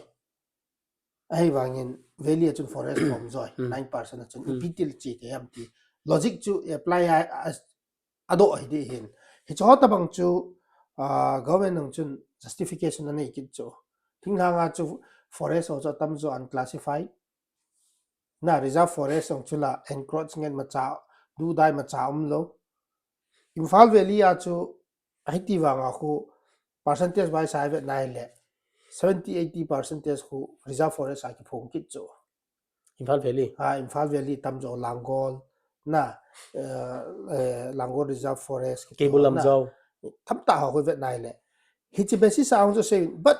hi chi tabang ho cho tabang ki podo ho chu MLA ho chun podo ngai chu avet diu chu hills minister ho chu nagong ji chu hai se si ho chun pata chi pi du chu a chu government chu manipur government chun chi wa chu khat ve no thoroughly committee si man bo lai le chun additional chief secretary pum dun mang ama phat lai chin a cha final pa kho tham khat hong pot do wa khon vet nai le a ki be se point development works ki pe a khon ti khat chu na substantive increment hong umen in the last few years ti khat nong chu an podo athovin chaga sainom pen chu phami ti ale hi chitamang issue ho chu as a legislator hi na chu raise a ball due thile that's very good thing na hills development ding a chu bolding mong hi phata but not to the cause of provocation instigation mi pt la mi pi ko ma mai le hon ifan jo si siphon off at ti mi pi le mi pi kina sa chu solution hi lo chu na tu ni a he ji price imu hi tan ja chu chot bang as a leader hi na chu vet ngai justice chu ni pi na dei chu people wants to live livelihood jingka le pi kane din la le pi kane ding na ka chate ti school ka kai sa ding livelihood chu mi pi na dei cha ni hi chu support ngai chu hi chi politician khat hi na chu as an elected member khat hi na chu hi chi support chu pi di chu na support pi ta sanga am ho adinga fund scheme hu ho bang chu na leakage te ta te despite dbt hi jing wanga chu mai ka wa chi wanga chu sum ki nung la ki ti hot ma bol chu housing scheme ho bang chu almost tribal affairs and hills department kun 800 beneficiaries per year to bang pe chu 800 chu last 20 years api ai le 16,000 20,000 households chu does it really reach to the PTD beneficiaries na chu chu hinglo aki stock ngwa ken ka pe ne ti tabang an chang ho bang khu akila uva na aki ko yeng cho sanan se chu aki ko yeng cho hola am kana ki stock yeng aji chu napsa a chu an chang chu free a government hin covid na ko na 2030 chan ya pe ta chu hi chi a pe ding pa khu am ho ina che ko yeng wa cha khu agent ho khu aki het pp a ko yuwa na agent ho khu masanga chu PTD ha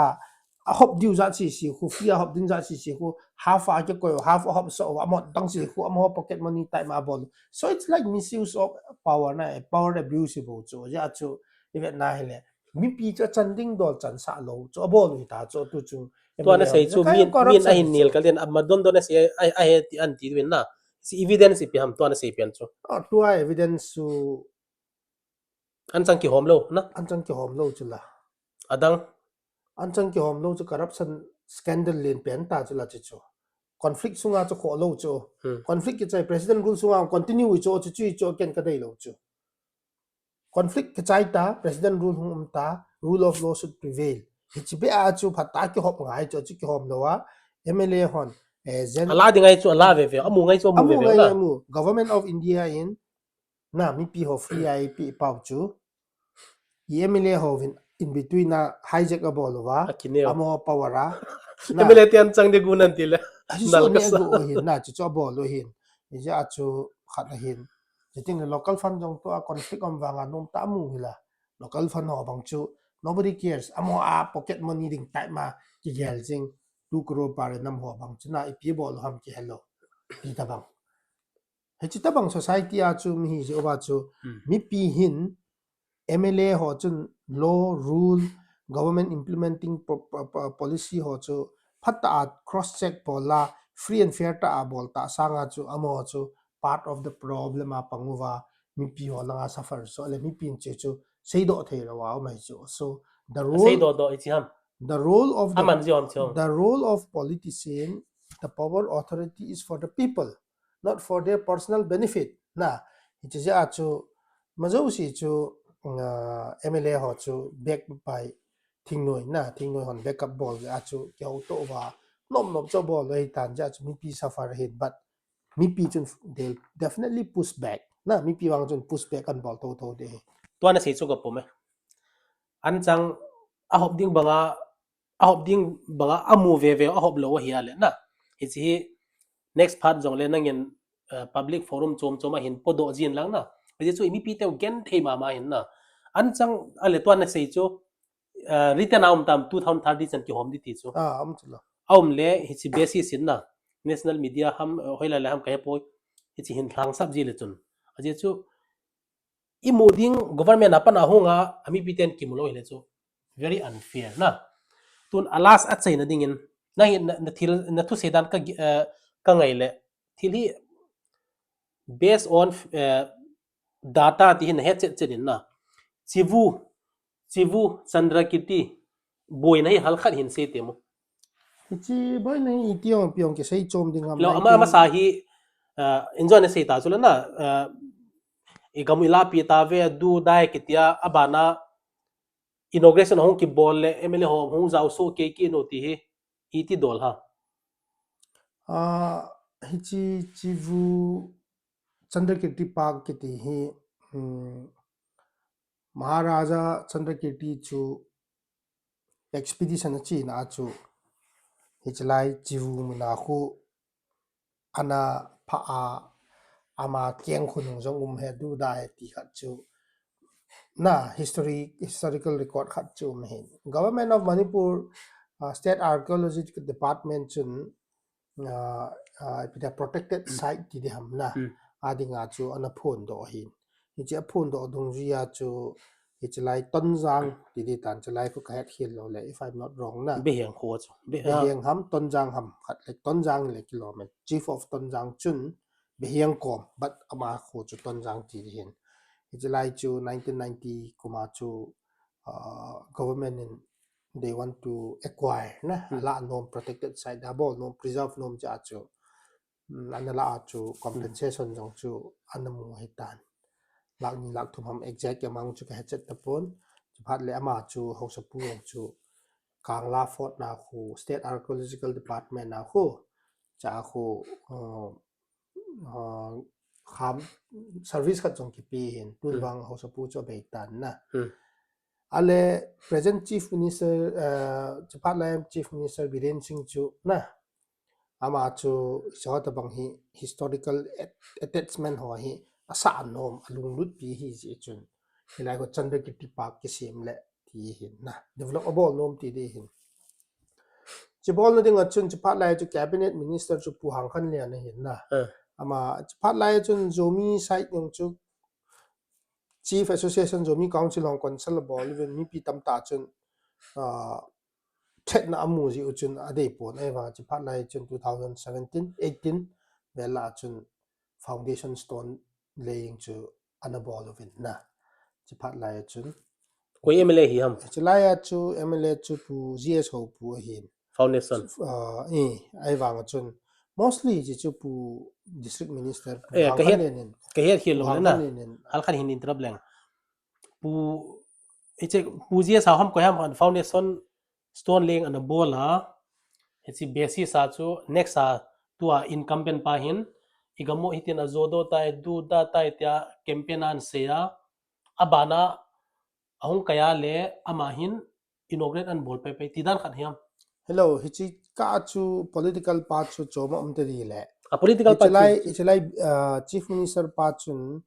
2018 subject to correction pu hang khan nen cabinet minister phat la ya chu pu gs ho pu chu congress aum hin na chi not much relevance na cha chu minister chu powerful hi ji chun foundation stone laying chun bol win ale cha chun na to ho ki panin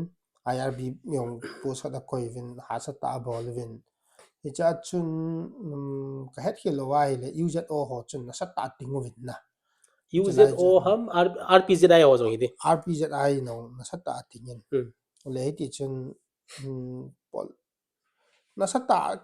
user o chu main hi na UZO ile chu tua chilun thang president hi lai tai dia chi na sa ta na tin hin ale chen na tin jo wa chun ke shocking ka hi na khat chu in between chun second term biren singa hong thung tan na ale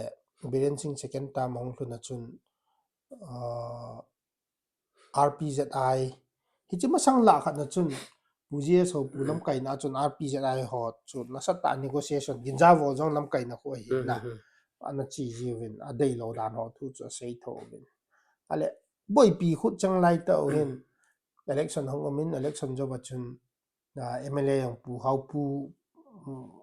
ahong khetan KPA pu chin thang hong kai tan pu chin thang hong kai jo bachun oppose strongly object ball pa chuna kalung don na khat chu MLA hong hi ai le na to ong cho aman ato amam worker ho to sa complete ball ta chu ale langa oppose na ball ho chu MLA hong hi phan wa chu ki chai kit jing ti ta bang khat ale chu well and good government chu phata bol to ale on the day of inauguration na chu kyong BJP lam kai ho mani BJP chu champu ho chu bas ni thoma tol kit nu chu ale cha chu civil society jo si kim kit chu YPA an oppose ho jong sen na KIC an oppose jo si kim ke chu kalung dong ana ale hiti chun piti di ha itin le phata tin ding hin ihon le phata hon ding hin ale galong umai le se kit nu justifiable kit nu na justifiable kit nu vin ka ti dan chu ipi ham iti ai le manipur chu iti zong le nago no su ke lo na ke lo di tho tho le chen khom pi ho to chun understanding ni ngai hin na ni sentiment jong chu vet ngai hin na ji chu mei te king ti de ha mo historical perspective a leng te chu lenga hong ke po hi o hi na ma chu ya chu cha leng pa chu khang la ya attachment nan nei pau chu ho tong link kind of relationship khat ta nei ta sanga imo oppose yong chodi ipon chule andu ke bol thei yong chilo 1990s I acquiring ke bol chai sa ki na lai na so ta bang hi aumin ji ai ipiti han necessary a political gimmick ta bang da na mazo sia leng do in mi pi again thei the jing in na so ta bang hi as a activist as a leader as a party worker dang dang hin ka ji ting le mi pi ding hi ma cha ka mu be se pon mi pi mo again thei a chu ke hin critical view analysis ka bol ji hin user on chuna kha le phata kha ding hin MLA cho chum kharung hi pha na hon ki jing ti hot bang na ale puchin lun thang bang MLA hi la ya chu aspiring hi la ya chu sensationalize bola zom nam pum pi chu hi chi thei lo hi e ya ding a phalo hi atia MLA hi pha na ya ding a pha hi ti ki ning ti hot bang ho chuna chita bang ho hi ka vet nai le ke bang chun present conflict pa hi vet nai le corruption na insincerity vicious circle na ti chu George hi a hi yeng hi a hi yes me the yong chu blame the hi nai ai wangin a leadership e le jong ki vet phati isol ho hin thaleng ai sol MLA ho hin message hi a convey jo hinam public sentiment hi conveyable wa ka zo lo hi tai ti a mi pi ki pan win ti a mi pi le mi pi ki na cho tu ai a phel ji he lo ta chu MLA ho chun na birenin fan ane gutai birenin eite bol tai mei thei hon thing hang ga ma du cha tai kibol tao in ti mi pi ki na sa cho tu ai ama ho role chum lo cho tu ai role na MLA ho chun constitutionally democratically non-violent means cho agam cho hu du ya hu zo lo ta cho tu a incumbent MLA ho si hin ama ho period na chu chi conflict mai cho ale moral responsibility la ngai cho na aji chu representative yu cho government na chu communication thingzo lo ham biren cho fit lo ji ham tun wang biren ni tan aboi pen hin biren cm hi da phat le koi cm hi jong la ki khau thei tan te tiu clearly mi pi cho sei ti ngai cho he just tell me hi continuous ai ta thei lo cho aboi pen chu biren an hi hin biren ke chai le tun wang phatan te atiu yong la phata sei chi no ngai aji chu mi pi ki na cho mo to apel di ho to apel lo ta cho ki ho yong ei that taw we phaya kon ei no do taw we ei that taw we nu nau chapang jo si are mo vin mother ball vin ai de tai chu hi a hi le sa hi du tai ta mi pi cho ki bol sa ole ibola popular government na to ai hi ti thanok mu yaw deputy chief minister ding loi chief minister ding loi cabinet minister ding loi hai ti thanok mu yaw na cho ta bang leader ji a hi ke wang chen communication pa hi public aspiration pa convey zo po ve public aspiration mo ma man asi mo cho thing noi to ki tho wa na mo ma hi o hin everything to existing political setup hi hin political reforms zong chu to ka sia wang chu ho zo ethnic tribes group ho adinga chu future lo hin ultimately competition evolve chu manipura imfala chingmei ronga assembly office kaiding ki chu hi bo chu he chu ki chu hi le ke bang hin na hangsan te in imfala chiu te kati chu na can lead by example boli le tiam ki chu hi 2027 come 2027 election 2027 election hung hen ipiham ido itu mo chu chingmei ronga manipur legislative assembly office kaiding ki chu hi bo chu kalwal chu lo pi chu aji chu the ipti de ha achai na chun output matters na the result chun asai di chu ultimately action speaks louder than words so who is really committed for the welfare of the people na ti pa chu bo chu to MLA len do kit diu len do phat ti ko mai thei to ka zo to po we mi pi ke na nei ti kit diu chu ti thei ding ham ka ti che na che tabang irresponsible legislative member len do kit tho diu chu hi thei lo hi a chu leader ho chun amo chun phata in ana se han lang hi le peace tin phata in kam tin ena bol han lang le tu mi ye lo diu chu dunia hi government of India en jo ama un benefit geopolitics benefit avet e hon jong I try you athia mang tam phachom lo na che hi ja chu tham chat ka sei chen nom he ki pau min ki Houlimna jong hong sau jep tan a chaina hi si conclusion adia khain sinom chin jo Michael Lamjathang in ahin sei NRC chung chang le ichi tribe ho chung chang AKT any kuki tribe to hi injo ken jong ka ven hin gazetted notification black and white aw hin ichi YouTube anoi lang link a hi kahin ta la ding hen an avinom ho cross check an abonom hon link an avevin lang ichi ki chan ading lo ken jong ka ven ei la ni ta hi ichi not as per notification Michael ena se banga 22 lo community khat ki target na hi lo wa hi ta NRC ki bowling hi la ki chan ading poi ti jong ke gel dan na ke head dan ke gel dan hin adang hi ke ma head sen a clear senin to tribal any kuki tribe any naga tribe nan se ho le to NRC na NRC black and white am chu mi piten I head lo zeu hin na I head lo zeu ba ei hung ki sei pi lo zeu ba ai lo ba le ita educated I wang ba hi ho based on this facts and data awareness in nei lo zeu ba ki sa no ham ti zong gel thei ham sen hin abanin achai na dingin adia to tu laita igam wa na to ding zong kimulo gal to lai boyu to hichi anchang MLA te anchang hop ding pa hi CSO hon na CSO hon panain lava achang dinga lom hon achan ba phai lo ham na hichi phatain movement adang dang hichi ase ideluhu ache ding bangin che han lang hijong le at the same time ni ding lo chu hi thelo cho ke hon an chang chu a CSO ho to MLA to thing nui ki thu to che na ami pi ding share chun am ho cha wa u hi chu chi a chu I thei lo thil reform su thei lo chu ya ale chu nangge IDP ho chu ki phin we na nangyal dan what is the solution way out law rule guideline dung ji ya chi ma zo si bol le conflicting ma cham lo chu idu am ji over mi idu am ji wa pop set ji over chu na boy yu chu ke kalung don na pen ta chu family le conflict sunga mai chang cho ding ngai kap ding ngai plus CSO leader ho khu unemployed ngen hi jingka le zile cha ni ngen ipi awa dio ni ha le ipi awa dio ti yong boy pi ngai na to na dang na thei lo conflict sunga aji cha awa dio mai lo front line kap dio hai le dio plus building in nong ki sa chu ka vet dai le na mo hi tha do mbal je ngai chu ja chu ka vet nai hi le ami pi ding share chun IDP ho ding share pa chun CSO ho so wa hi chu sponsor hi ja chu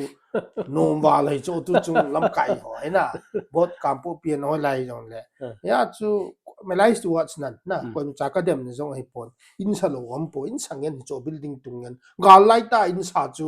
ku ki lam kai ho bu ka he chu ken mi dang ka he kha lu ga lai ta gari ki chu na front line na mai chang kap ding am ta poi ko ta ho na I cho ta bang je vet nai le ni ta san thei ding a je ngai lam kai ki ti hi na cho ta bang chu ka ga mu do le hin ya chu ga sei nom pen chu yes law rule chu phata ki implementing le kam sung chu boi di hi na mai thei hin na ga hin deal dan khat na deal naw te ei sung chi ti bol ding ham ti chu lo hi chu set your house in order na ei sung mong ki to thei lo hel be a hilanga nom pan nom a bol ding cha nam ki sei ki ti chu ka ta san lo hel he yeng na ground reality hung dungai tan je chun law rule dung ji ai ma zo si a chi ting na hen people will get justice competition to fair ta transparent ta accountability ta am ting na chun chi ding accountability should come from top na top ma ko na accountability chu hong ke pat ngai tua mai kalinan se boy lai ta lam kai hon in sau gari ki cho vetin ken jong boy lai ta in kreta khat kana cho in 19 lakhs lang man hin ki le ke song ka ki oi moin in la ken der do la kana cho hin in la ke a hi hita corruption ni macham lo bank loan ka cho hin tua jong loan ka sa heti mi pi te he ka se in te kyo na cho anomin tu ne ding hit chanin chai tin viewers hon enjo ka se bangin links langa documentary proof evidence le gazetted notification na be te hi ti ken se de kahin se te hinten muntina hichi YouTube channel ana be ho zo se na bonon chibai la mangpa ki paume